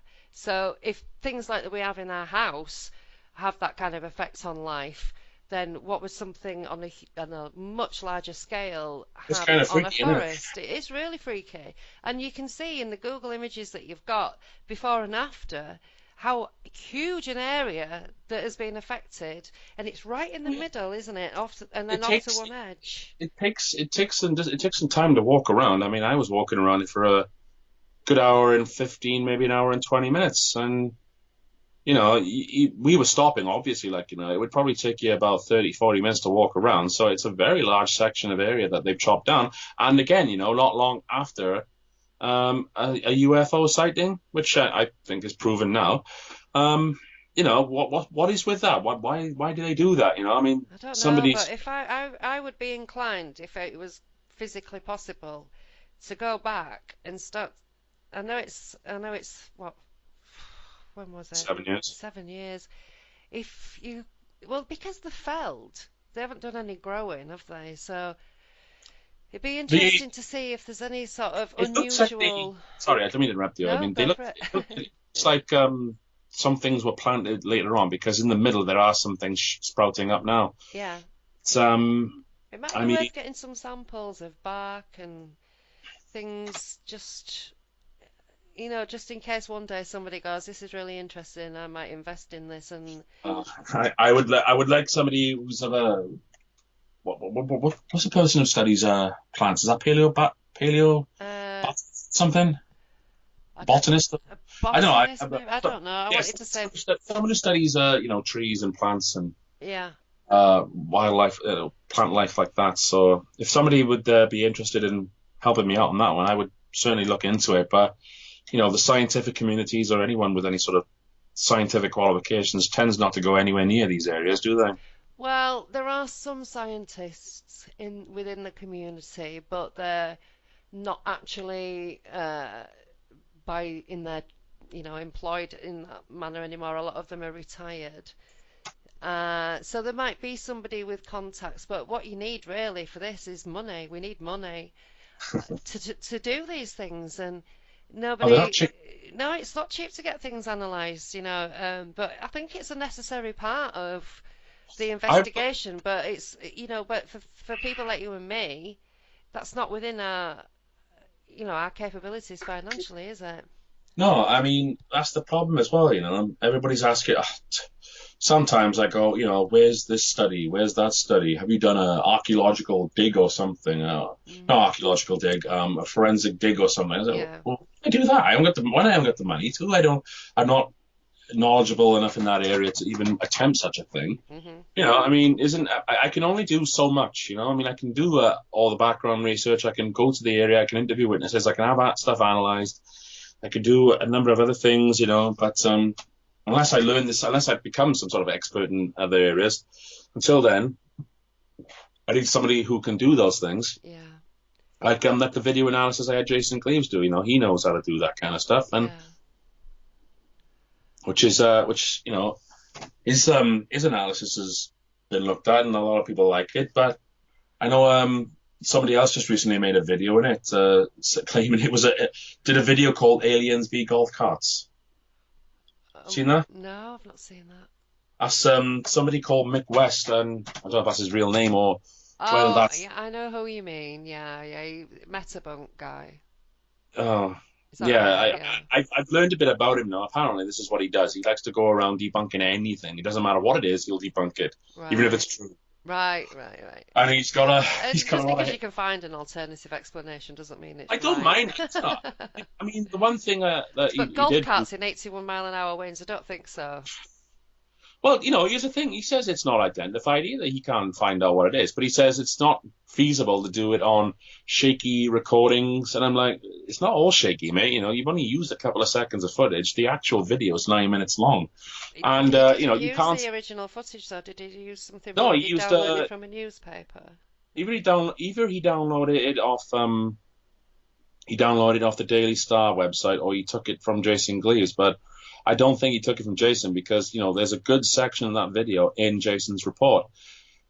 He just shows a couple of seconds. He stabilizes the image, and it's interesting. I mean, it just confirmed what I already knew. It goes from left to right, and the lights are of different heights. Hmm. If this is a road and a golf course, I would expect the lights to sort of follow a similar pattern. If it's going up a hill or over a mound or on a road, it would be in a straight line. But Yeah, then why are they flying? Sorry, why are they driving golf carts around at 3 a.m. in the morning in 80-mile-an-hour winds, in the pouring rain. flipping raining night? The golf course is not lit, and they would have to be doing this for 10 minutes straight at least. 9, 10 minutes. Mm. The family said they observed these lights for over 12, 13 minutes. So what was it, a convoy of golf carts going around? I mean, come on, get real with it. Yeah, and the thing is that they were playing Xbox or something, weren't they? And they were going to go to bed, and that's when they kind of walked in. Alex had finished playing on his So they Xbox, just and happened to look out of the window and see it, and there's no record of how long it if, was if there his bin had not before. blown, if his bin had not blown over, it, Oh, that's right. It was the bin, wasn't he it? would Yeah. not. He would not have. He probably would not have seen it. It would have. This whole incident would have been lost to the past. Yeah. But I mean, if people want to know about the explanations, I mean, I covered just about everything I could think of feasible. Yeah. Number one, I didn't include. I mean, golf carts is interesting. It's probably one of the most Original. interesting. I'd say original, yeah. But then I mean, that video, right? I mean, I can tell if somebody just said he says it in a really dumb, stupid, spooky, sort of like childish, kind of Patronizing. patronizing prick. Yeah, I know. Um, Mick West or Thick Pest, whatever you want to call him, like. But I mean, if I will say this, he stabilized the video, which is interesting, and he has done a pretty good overlay. It lines up all nice, but I think he has purposely manipulated a part of that footage to make it appear more lower to the left. Right. I mean, Yeah. I don't know. I don't think I can't tell for sure, but I think he's fudged it a little bit just to make it look more closer to the ground.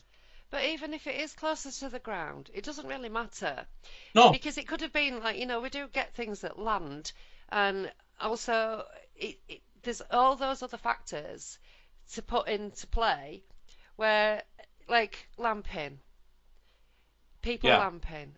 No Well, way. well, I mean, here's the thing as well. I know the layout of that land, right? And I've actually been up to the tree line area where that road of the golf course he mentions, right? Yeah, You cannot see behind that road. You no, can see the line the Google Earth image puts on there, but if you went up there, right, and actually had a look, you can't. I've actually been right by that tree line, and you cannot see the golf course. no. Not unless you go over the bankment and down. That's how you're going to see it. So this is not the golf course. This is not the golf club. This is not the quarry. None of those areas work at night. The farmer was not out at 3 a.m. in the morning. He only works in the daytime or maybe just to sundown or sunrise. Yeah, You know, he'll get out at sunrise and work till the sun goes down because obviously he can't do much at night because it's not a very well lit area anyway.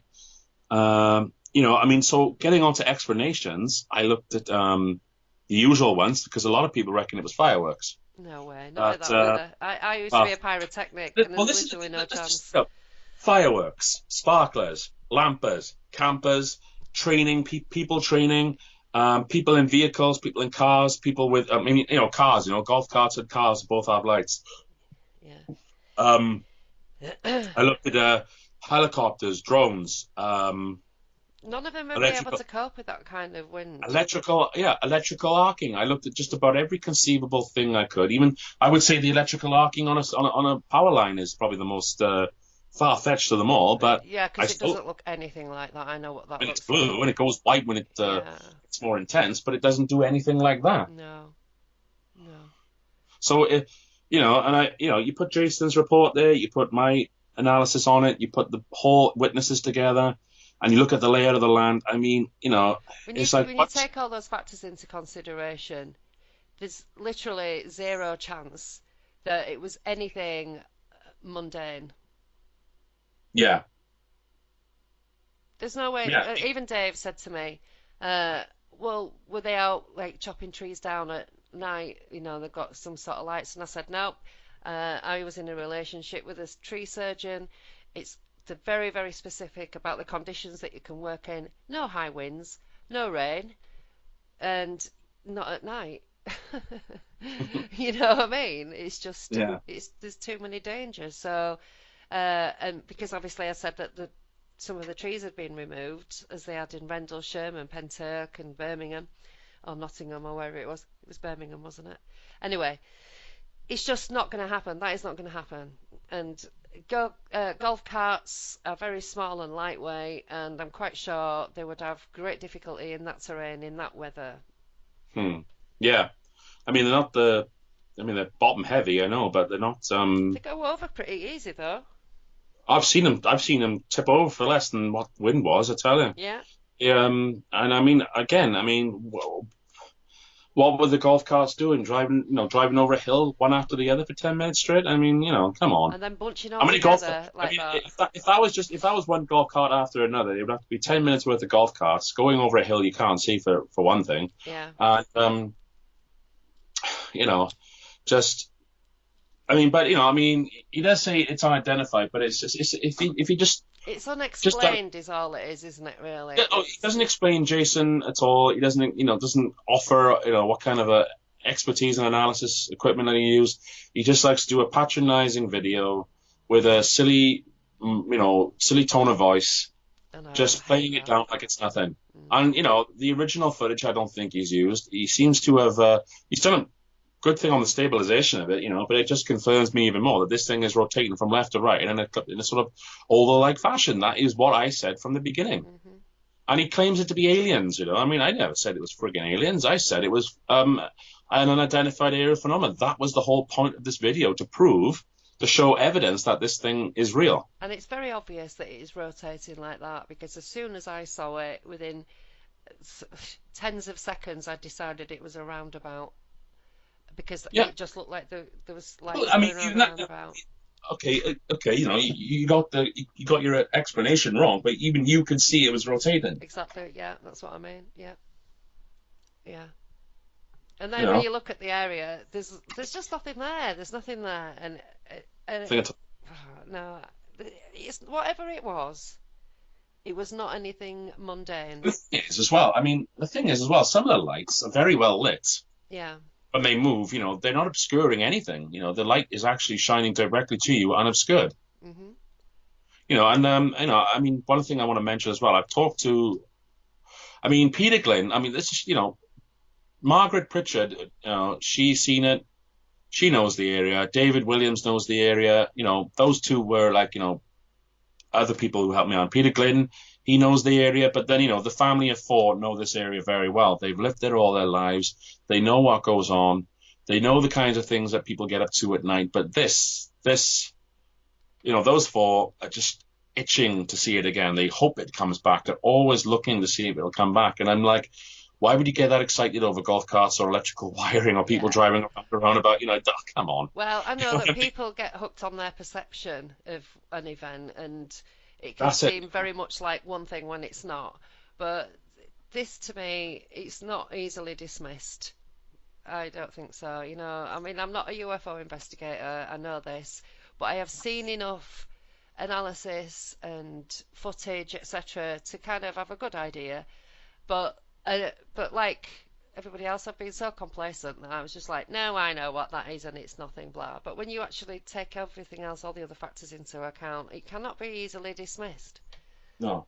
Well, like Jason Gleaves said as well, I mean, this guy's had a good look at it, and his conclusion, it's unidentified. Yeah, And I take unidentified to mean uh, unidentified aerial phenomena, therefore commonly recalled a UFO. yeah, So, you know, yeah. and even anyone who looks at it can't, you know, I don't like I said, I don't say it's alien. It could be extraterrestrial. I don't know, but you can't identify it either. And seeing as our government and our military claim these things don't exist and that it's all Misidentification.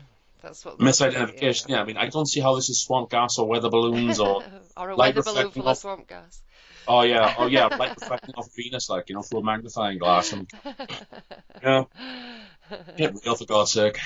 Yeah, I mean, the weather is actually what makes it more compelling because that It could be a lighthouse. It could be a it lighthouse. could be a flying lighthouse. Like your friend just said, come on, give me a break. But the weather, it just kind of makes it, you can write off a lot or Yeah, immediately because it was 81 miles an hour winds and absolutely torrential rain. And like you've pointed out with the footage in your very well produced video, that you can see the rain in the lamp underneath the lamppost. You can hear the wind. yeah, Obviously it's a little bit built up in that estate, but once you get kind of further out away from where there's going to be various windbreaks, that wind is going to knock you flying. I mean, some of the right. trees might have even been taken Maybe, down yeah. I by was the wondering if wind. some of those trees may have been uprooted because of the winds, the Yeah, weather on the night. But I mean, there's one. I'll just say this quick. There's one tree that really took my interest. I mean, it looks like somebody just knocked it over. But I yeah. mean, it's like they accidentally tipped it over and they've snapped some trees in the distance. You know what I mean? They haven't really done a good job of cutting the area. They just took as much as they could and left the rest. You know what I mean? So it's quite possible that big tree that you're pointing out in your video and what you're talking about now, it's quite possible that that could have been blown over, right? And so you could Possibly. say, well, maybe they all got blown over. But when you It's look not. at the Google image and see how large an area it is that has been felled, Yeah. just don't think so. Not without the rest of it being taken out. And in fact, you can see there's like almost in the Google image before, it's like that patch of it is extra green, and then it's gone. Yeah, it's the more healthy looking of the forest, It and that is, healthy yeah, looking part of the forest is the one that's been taken away. yeah. You I know, thought, it's well, that's weird because it's exactly the same shape. That was the bit where, because I didn't get to the end of it because I had to keep stopping and going back because my brain was going, ooh, ooh, ooh, like, well, so, listen, I've obviously done my job then because if I got people intrigued, then I'm doing my job like so. yeah, well, I am very dismissive of a lot of things these days because I've just been conned so many times and I've believed some right crap, but you don't know until you know, and it's a learning process for everybody. So I think, when others are a bit dismissive of other people and not knowing as much, they should be patient because we all started somewhere. Yeah, But you've obviously, you've got, it's not like you're just kind of like, I'm blindly believing. You're very kind of, you are running through checklists and he's on the spot coming up with things. It's not like you just going, oh wow, yeah, and accepting everything for what you see. You are quite analytical. Um, I try to be, yes. yeah, you are. I think the video, like I say, I've still got about 20 minutes to watch, but that was because I couldn't get it to play on my phone last night. But I thought, well, my phone does actually need emptying. I've got like it's 50 gig of space on it, and it's saying that it's full. So it's like I need I to. don't know why it's not playing for people, because I mean, I know It played BitChute on is my PC. I think BitChute is still a very new website, but I mean, Hmm. unless you got, I mean, maybe it's something to do with apps or the hardware that people are using. I think I don't I know. think literally it's because my phone is just it was just too full to be able to cope with it. So what I did was I set up an account today, and you know I thought maybe I need an account. I thought, oh, I'll get one anyway because it's a pretty good site. Um, so I set up my account and went on, and it played fine. So I think it's probably just my phone struggling. But yeah, I honestly think that the production of the video is very slick as well, so well done for that. Thank you. It's Thank not like you. some of the ones, like I say, with Miles Johnson when he puts his videos out there. It looks like he's got two bits of footage and just put them in two trains and had an head-on collision and Hmm. smashed them together. It's very Well, like I say, good. just something I do try and do now, and because I know, I mean, I would say in total on this one case, with editing, research, and traveling and interviews and everything else, I've probably put in over a couple, maybe 1,000 hours or more. Yeah, yeah, that's a So, lot. that's actual work time. You know what I mean? Mhm. Mhm. Get it all done. And I know, I've got a pretty good software for making films. Actually, Filmora is pretty useful for anyone who wants to make a good looking documentary, even an independent. You know, What's what's the that word? called? Filmora, Flimora. Filmora. I am going to have a look in that. It's a very good software. I mean, it takes a while to get used to, but it's got very good. Oh God, what's the word I'm looking for? Applications? Yes, and other things as well, other tools as well for creating a lot of good videos. And I've made a few videos with it now, actually, and it's very good. I mean, as you say, you can do a lot of good things with it. Mm, yeah, A lot of good but that's not overlays. what makes it, the I content of it. But what I'm saying is, it was a nice video to watch Yeah, because I mean, a lot of time it's very, dodgy. But I mean, I don't even care about that really. When somebody's put a video together when they're trying to show something, that's fine. You do what you do. I'm not I'm not an editor or anything. I'm kind of slowly clunking my way through all these things. Now I've got a PC trying to get my head around all this so I can do my own stuff and my producer can not have nervous breakdowns every time I send him something. So like, oh, by the way, it's got 16 breaks in it and things like that. So uh yeah, and I'm going to be putting some video stuff together myself, obviously with my investigation. And like when you were kind of trying to get on top of what I was saying in my investigation, it's like, there's like maybe 70 blogs to read. And you were like, oh, have you got a video? I was like, no, but that's a really good idea, yeah, actually. yeah. I mean, nobody's going to read. No, not many people will probably spend that amount of time reading so many blogs. So what you got to do is you got to condense all this information down into like a sort of An hour and a watchable half or format. Like, whatever, I, yeah. I wanted to make it about an hour. I thought it would be about an hour, but by the time I put everything else in, it came to an hour and 15. So it's a good 75 minutes of very good footage. And I will say, the one thing I also want to mention is, I do thank the family at the end, and they should be commended. Like, Absolutely. like Kaz for coming forward in Pentyrch and anyone else who's ever spoken about their cases, because the one thing I get really sick and tired of is everyone, especially on their keyboards or Facebook, you Yeah. sit behind a screen going, oh, this is absolute rubbish. You're a complete crackpot, you stupid person, this and that. But then if you meet, these people you meet them face to face and you have a chat, sit down and chat with them, it's a totally different thing. Yeah. They get criticized and ridiculed and ashamed about the way people behave all the time. I'm just like, oh, It's quite a fuck. dodgy area to step into. So I think, when I don't people mean to do swear. I don't mean to share, swear. I think I it's don't very mean to swear brave. like, but it's just like get effed. You know what I mean? Yeah. I mean, I'm not interested in dealing with people like that. I mean, the people who are No. unsure or who have a genuine interest, those are the ones I want to grab because they're the ones who are sort of still on the fence about it. Yeah. May Yeah. not maybe what maybe they even want to believe. But I mean, these people have given me their time, their energy, their effort, their patience, and despite everything that's happened to them, one of the things I wanted to do was like basically, I don't know, ram it down the doubters' throats and say, look, have a look at that. Yeah. You know what I mean? And that's not me being hostile or anything, but sometimes, You so, just so get fed up of it though, don't you? it's just ridiculous, man. It's absolutely absurd. The attitude on some people just doesn't change.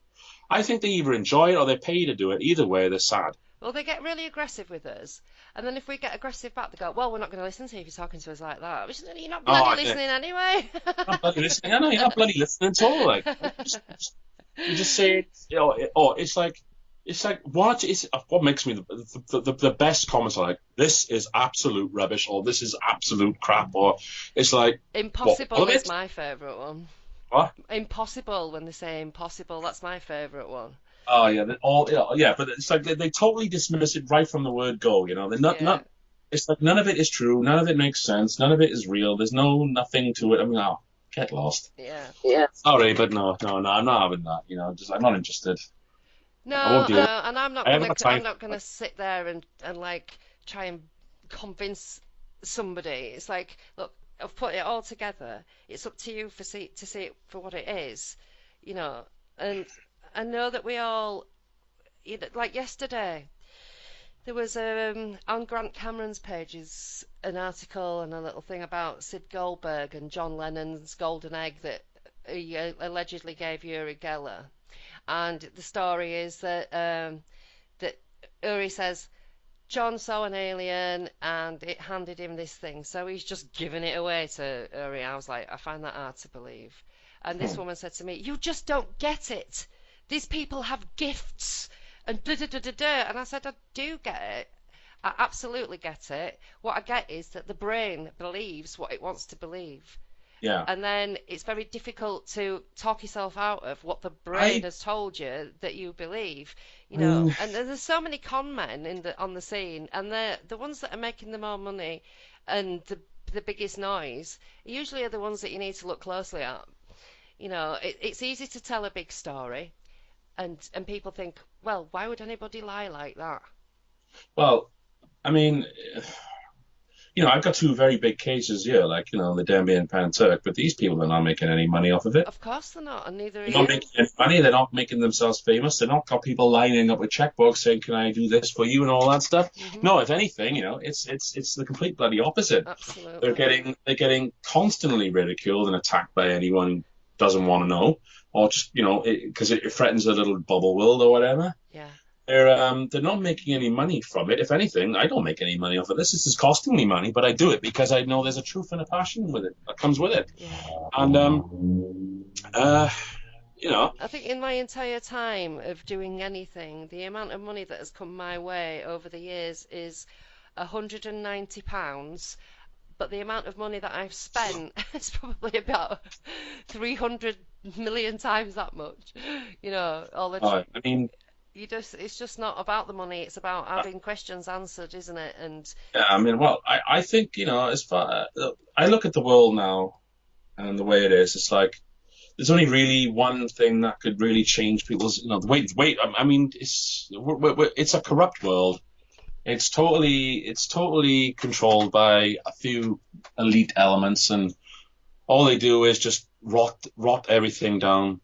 And you know yourself, innit? The world is just going to hell in a handbasket, and yeah, it's completely crazy. And it's like the only thing I reckon now that could give us some kind of a hope for the future is the disclosure of the UFO ET phenomena. Yeah. I mean, that would certainly get people's heads turning in the right direction in terms of like life beyond this world, or that there have been visitations and there are technologies we have now that could really improve the situation in terms of pollution and destroying our habitat and everything. Mm-hmm, mm-hmm. Just improve people's lives. I mean, there's all kinds of stuff that I'm aware of that unfortunately will never make it into the mainstream world of our technology and our daily lives because there's just too many companies and it's too much greed. Yeah. Oh, but yeah. I read a status the other day of Robbie Graham, and he said that the UFO phenomenon itself is really exciting, but the UFO scene is really boring. And his fiancée, Pandora Spock, she said that she thinks that that's on purpose to make it so dull that people are not interested in it. And I thought it was a really good point because Yeah, it is controlled. It is controlled. There is an elite group that kind of dictate how things roll yeah. in ufology. And it is duller than ditch water a lot of the time. I mean, I find a lot of it tedious. It's like, what can we tell from the outside of a craft? How big it is, maybe. How fast it can go, maybe. What colour it is, what shape it is, and maybe how high it was, and how fast it travels, and that's it. So Well, that's, it's down to the personality that's delivering these things, really. And a lot of them are just droning on, regurgitating things that have been already debunked. But then there's these other layers of ufology where you've got people like Robbie, there's others.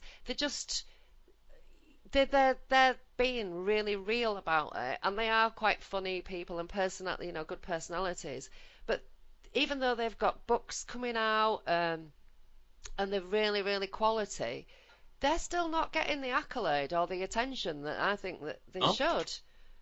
no, they don't. They don't make it on anything. I mean, if they do get on to anybody of genuine interest and truth in the UFO community or anything to do with such things, normally just gets shunned aside for someone who, I mean, what was that? What I saw a couple of months back.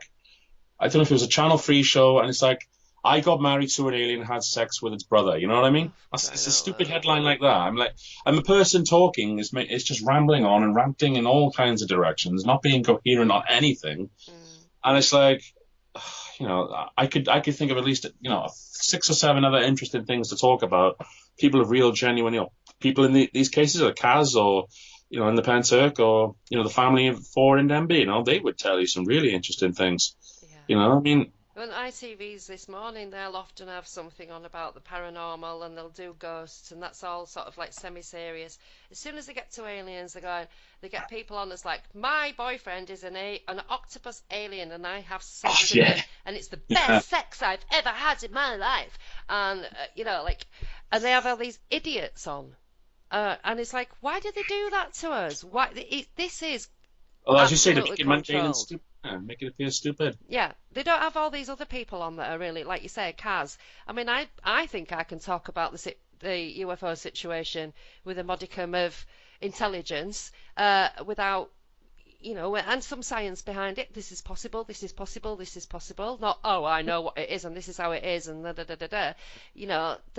But I'm not saying I want to be on telly all the time or anything like that. I'm just Oh, saying I don't. there's people who can articulate these things, well, and that it would be so refreshing to see something like that. And all of the TV shows, they're always hit pieces, and it's like, oh, yawn, how easy is that? You lazy get. Uh, Why not do something that we are all going to find interesting? And please, no more Roswell in every single show. All right, it's got its place in the history of ufology, etc. But why are we still talking about all the old stuff? Where there's so many things that so we need, are really, really worthy of discussion and exposure that are yeah. completely ignored, and that makes me think that these events that are always aired are not UFO incidents, not genuine ones. They just appear to have been, and maybe it being some sort of, like with Roswell, for example, some kind of technology test. With Rendlesham, for example, that could have been something along those lines as well. Yeah, So it's like, oh, well, let's look at those because they're not. And then while everything else gets, shoved in the gutter, I find yeah, that very suspicious. yeah. Sasha, can I just I need to just run downstairs quickly. Can I just get back to you in about 2 minutes? Of course you can, love, yeah. I'm just gonna put my comment. That's all.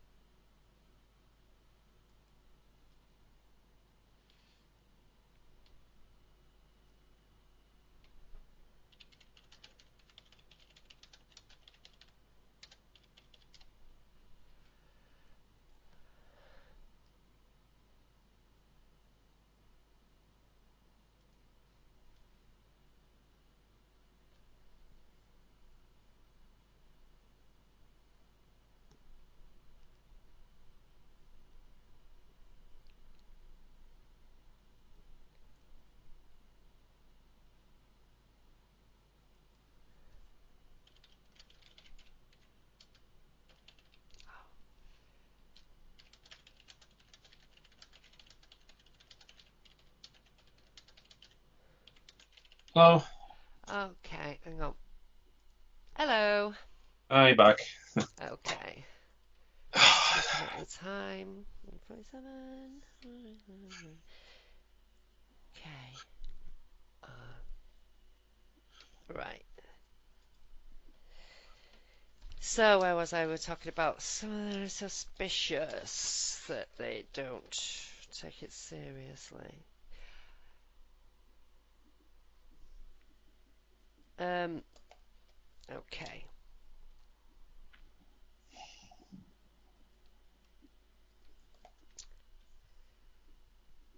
So, um, what's next for you then, Gary? Well, I think what's next now? I mean, these are two very big cases that I've spent nearly, well, the Pentyrch one has been a year and a half now. The other one has been a year. Two big projects on the go at the same time, which have come to a conclusion in terms of investigations. But I know somebody's asking us, are we going to write a book for the Pentyrch UFO incident? Yeah. That might be something. That might be something we will probably do, me and Yeah. Kaz. Yeah, I Um, think you should because you've got actually quite a pile of evidence there, haven't you? I mean, that's more than enough. There's more than enough meat on this bone, I tell you. You know what I mean? you've got a lot of kind of paperwork that even though it doesn't state, yes, there was something on you, well, like they're not saying to you from the FOIA request that you've done, oh, No. yes, there was this, that, and the other. They're saying, sorry, we can't tell you about that. Mind your own beeswax. So they're not saying nothing's happened and there was no incidents and there was no exercise or no nothing. They're just saying, can't tell you. Well, even by their own answers, where they're trying to when they're trying to hide behind Section 26, Yeah, they're kind of confirming that they're kind of answering the question for us. So maybe they're answering it without being direct. exactly. Yeah, But yeah, yeah, we've got a lot of evidence of the Pentyrch UFO incident. Um, I mean, I'd love it if other people came forward with stuff. Maybe even a whistleblower from the military, if someone ever wanted to. Well, Because I do believe there's plenty of them, in oh the yeah, yeah. from the planes and on the ground. Um, That's you going to know, take years, though, isn't it? There's going to be years before people can step I do forward and believe I've been say working that. on this case for a long time. Yeah, yeah, Even just snippets of information come forward now. It's just going to add to a very nice pile of what we got now, anyway. yeah. So I'm probably going to write a book on that with Kaz. I'll keep you Excellent. informed of anything that happens there. Brilliant. The Denbigh Lights for now. I guess I'll just let the video speak for itself. Yeah. Uh, I am looking to do a website now, which should be ready to go soon. Excellent. Just to sort of update. I'll be adding all this information anyway and more. Um, yeah, I mean, it's just.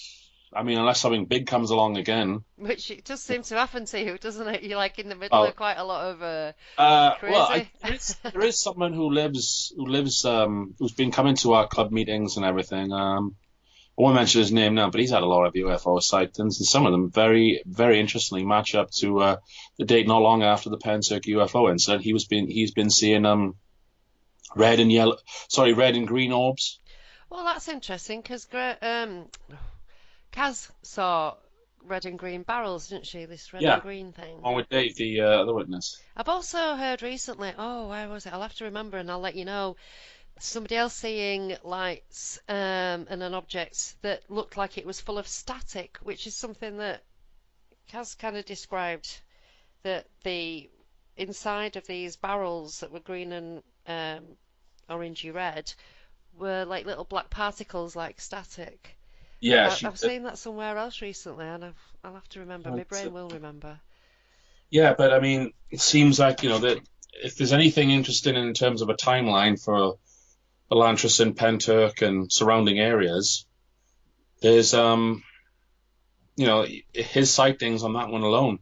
He's been seeing red and green barrels or red and green orb-like things flying around Yeah. not long after the incident, in the months that followed it, actually. So that's interesting because I reckon those things are still there, but obviously now they're hiding themselves or they're being seen in, more dispersed around the UK now. So I wonder what they are. what I'm thinking, I'm gonna the Denbigh Lights, probably I will. My dogs are barking in I the can back. hear him, yeah. I think somebody just came in. Yeah, my parents, my parents have just come on. So, yeah, they are very interesting, these little scout things, aren't they? Because they're not really big enough for people to be in them. And obviously, one of them had some sort of capability where it emitted a beam of whatever, which appeared, excuse me, to scan Kaz when she was stood on that fence. Yeah, And all she said to me was that I just waved at it because I didn't know what else to do. I didn't want it to think I was hostile, so I just kind of waved to say, do you know what else to do? It was right "Please don't above kill me." it. Yeah, yeah. Weird, isn't it? When you just Well, like, I don't know if you saw the video that we did. We did an update on that one, the 30th anniversary update. right? No, I've not seen that actually. I must admit.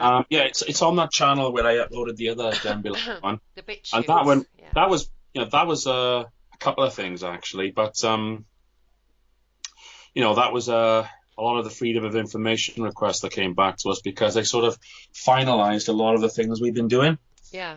And it just confirms that, there were loud explosions outside the hospital. There were military men in the fields of Pentyrch the weeks following this. Mm. There were people doing metal searches till throughout the early hours of the morning, Lantress and Common. Yeah.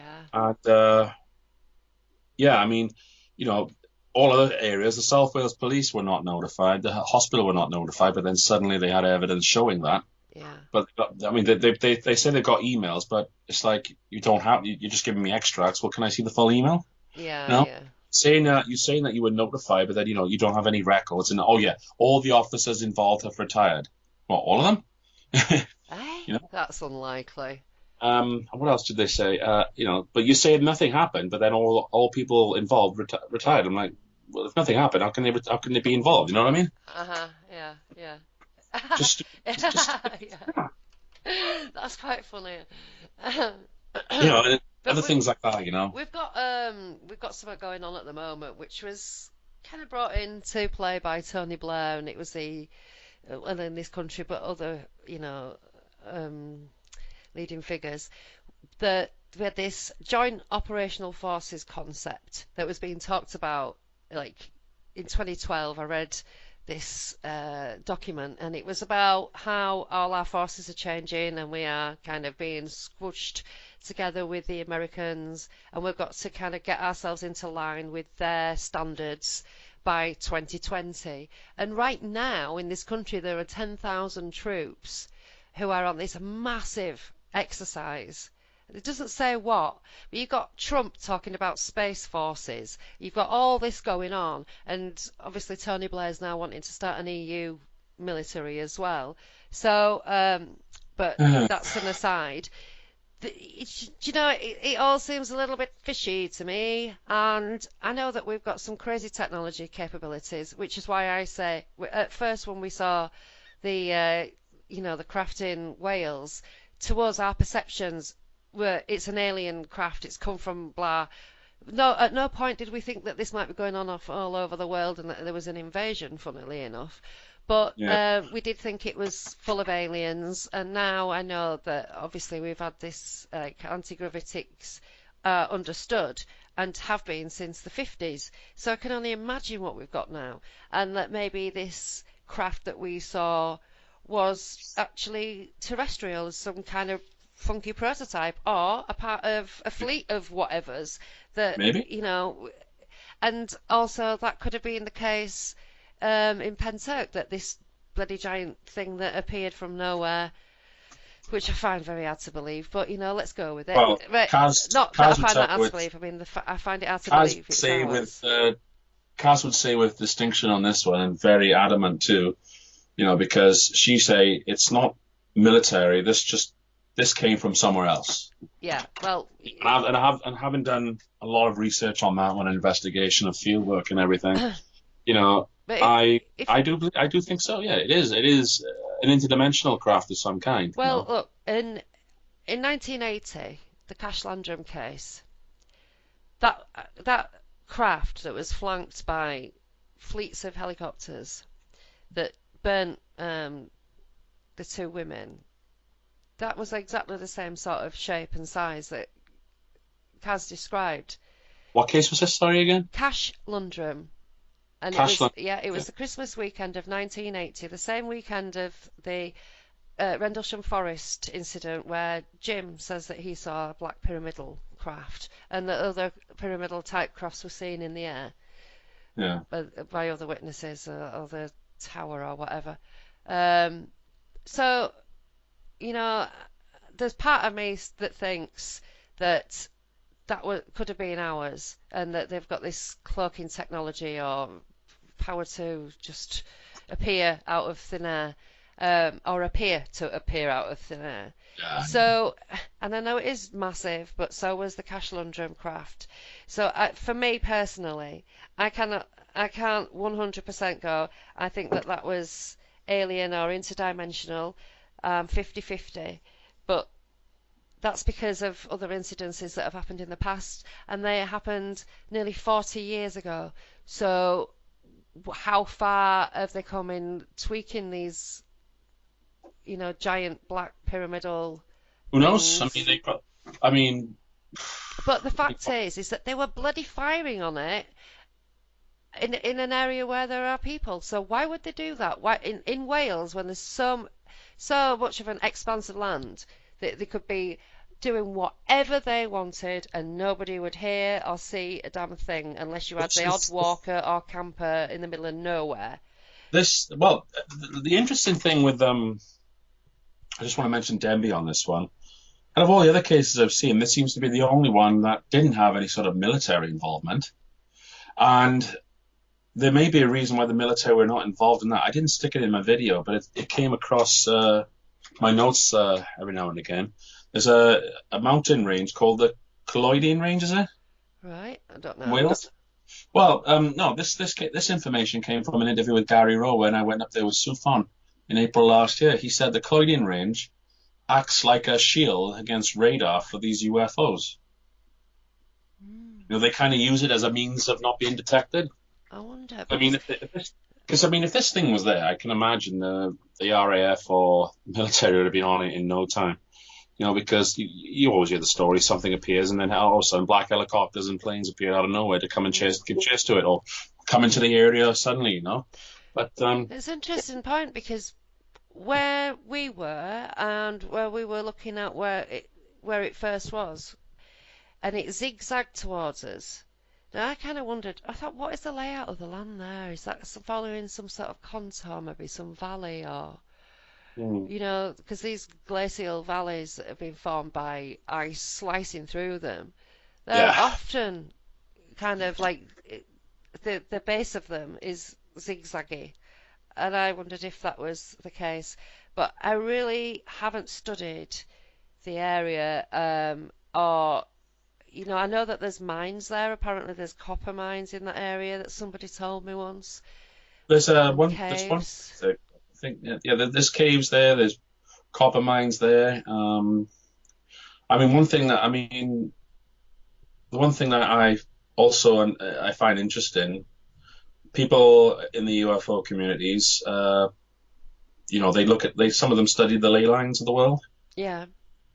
I'm sort of inclined to believe there's something to this actually, because when I look at where the arbor points are, the trig points are, these like concrete pillar things they have on top of mountains. Yeah. Seen them? Yeah. Yeah. Sometimes they're on burial mounds, sometimes they're on high peaks in mountains around the country. But there's a whole series of them that run right across the north of Wales, and they go right through Denbigh, all the way to the far northwest of Wales. And they're usually on lays, aren't they, as well? Yeah. Yeah, that's interesting. It's all kinds of ley lines, but there are some really strong ones. You guess you could call them the main channels of energy lines, if you will. Yeah. They run through Denbigh, and they run through Cardiff as well. Down Pentyrch area. So two big massive cases, and there's one 15 meters away from my house. I've got the church in front of me, and I looked at the lays on a map, and it runs through like the fourth house up from us. Will I be living in there? I actually think that's empty a lot. What's interesting as well is Denbigh, I didn't get a chance to mention this before, is if David Williams, if you listen to him, he talks about seeing the lights a week or two before. I need to get onto that. Yeah. And there was somebody reported a video on I think the YouTube channel is Denbigh Vids. He reported a sighting as well. He took a picture of something very interesting over the Caloidian Range, and that was just 2 months after. That's very And interesting. there have been disc-shaped reports of craft near the castle, the Denbigh Castle, which you can actually see from the Kai Harbour Fields. It's not that far away as far as the crow flies, as you say. Mm, It's only I think it's like a couple of 100 meters, away from the house. But right. you've got to drive around a lot of windy roads in North Wales to get there. Yeah, So that's, I yeah, it mean, is a problem, that, there's isn't been a it? number of reported sightings around there. There's been a number Interesting. of, It'd there's been a be, lot oh, of, you couldn't really do it. I was going to think, oh, now we've got drones. I wonder if you could, but it's still going to be difficult to kind of figure out where it was unless the drone was the same size as the craft that was seen. So that was a non-starter, Sash. you know, I have these that's brain not the farts point, every is now it? and again. Some of them are all right, but that wasn't. I mean, you could take some laser pointers up in the night and shine them up and see if you can match the size. I mean, but Yeah, yeah. Well, it's really interesting. It really is. And I think actually that you are a really good investigator. I like your approach. And I think that you've put things together really well for Kaz. I think you've put things together really well for this family as well. And I think the video that you produced is actually really slick. The production on it is great. well, thank you. I might be bending your ear when I get onto things like that. And Well, I tell you something that people can do for themselves in future for people like us or for me, for someone like me. The reason why these cases were so good as well is because plenty of evidence was there from the beginning. yeah, They obviously had their video, and Peter got involved not long after, so that was good. It was not long after. As much evidence as you can get in the beginning days, because Kaz and her friends went to the fields and the woods and got videos and evidence of things. So it yeah. makes it, And you know, multiple as- witnesses as well. you yeah, know. yeah, I know that helps. That does Yeah, help. But witnesses, but as much evidence as you can gather, anything, if anybody in future to look at things, not just people like me, but those who do investigate things, it usually helps if somebody can get stuff not long after it happens, because then we've got a solid, there's a lot of things we can work on. yeah. I actually was thinking about putting together forensic packs for people who've had abduction experiences or been exposed to something like that, to get hair, skin samples, you know, things like that. But then it's like, where do we send it? Where do we, and That's the trouble, isn't it? there's nowhere to go with this stuff. I suppose we could find some sort of, I don't know, lab that we could pay for that would analyze these materials and give us Well, a interesting. readout of whatever is, If they find out what you're using it for, they may ditch it like drop exactly, like a. exactly. So this is where we fall down, and these things are a great idea, like forensically speaking, to have skin samples, blood samples, urine samples, hair samples, but then what do you do with it? We're just stuck, and so people complain that there isn't enough evidence, but then it's not like we don't think of it and like we don't want to do Yeah, it. It's just it's nowhere to go with it. you And want to try to be scientific as possible with it, but then the scientific community or even when somebody does scientific analysis will not look at it. So what the hell are you supposed to do? exactly. I mean, if I had a bit of money behind me, I think I would set up an organisation to do this. You know, Yeah. to do that kind of thing. And also think that will cut down the number of liars as well, because Yes. Yes. if you're made to stand by your words and like, well, what? If you have some sort of scientific basis to go on as well, what's normal and what should be found in genuine abduction scenario cases, Yeah. you'd obviously need something like that. And some sort of biological study into people who have these experiences. Is there anything different about us? Like out of the norm. But then we'd have to have a big study section of people who didn't have any experiences that would be willing to, be guinea pigs as well, so that we'd have some sort of way to compare things. Yeah. But anyway, we're actually at the end of the show now. What a shame. I do like talking to you, Gary. I do. And I like what Yeah. you've done, and I like what Nice. you're doing. Nice talking to you as well. Yeah, and well done. I think you've done a sterling job. And for people who want to see it, it's BitChute, BitChute, and it's Denbigh Lights, Denbigh, and Lights. Everyone knows spell that. Hmm. And yeah, keep me up to date of anything else that goes on or anything else that comes to you. And you're always welcome back on the show if you've got anything to say. Just let me know. I know there's going to be naysayers, but Oh people that yes. usually follow me are into this kind of thing, and we're not all so dismissive, and we can accept things for what they are. And I think that, yeah, you've done an excellent job on this, and I'm going to watch the rest of the video, and I think I might even do a little blog about it actually to get some more eyes on it, because you know, I think we should all nurture each other rather than try and have a competition with each other. Well, maybe the other family will get some. The family itself will get some of the genuine interest that it's needed, because they've had to put up with a lot of stick as well. So Yeah, well, this is what it's not happens, deserved, isn't it? They've been, Yeah. not, the whole family of four. They deserve, Linda Pritchard, Nathan and Alex Thomas, and Kira Lee George. They all deserve medals as far as I'm concerned because they've been willing to go this far with it. Well, I think that people don't see they take it all for granted so much now, and they don't see that. To me, it's like when somebody shares something, knowing what it takes and what you have to go through, that you don't know is going to happen when you first speak out.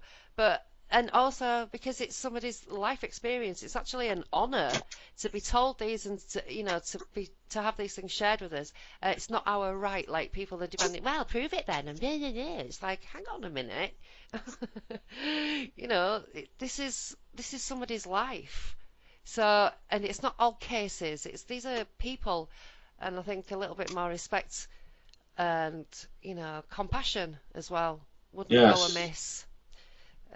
It's just a bit of understanding, just a bit yeah. of understanding. Um, That's all we ask and for. we know that That's it all might anyone not be asks for. aliens or anything like that, but it was an unusual event, and we have to accept that people's perceptions are as valid as anything, and that, like for me, like I said before, when we saw that UFO, it was aliens, but now I think, well, maybe it wasn't. Well, Maybe they're it was thought they're ours, but witnesses, anyway. I don't know either way.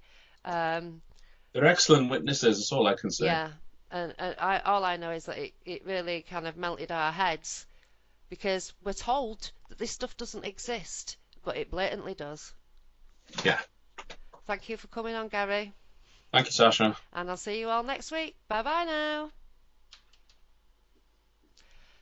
Brill. Well done. Well done to you too. That was a really good show, actually. I really enjoyed that. Yeah, it was a good talk.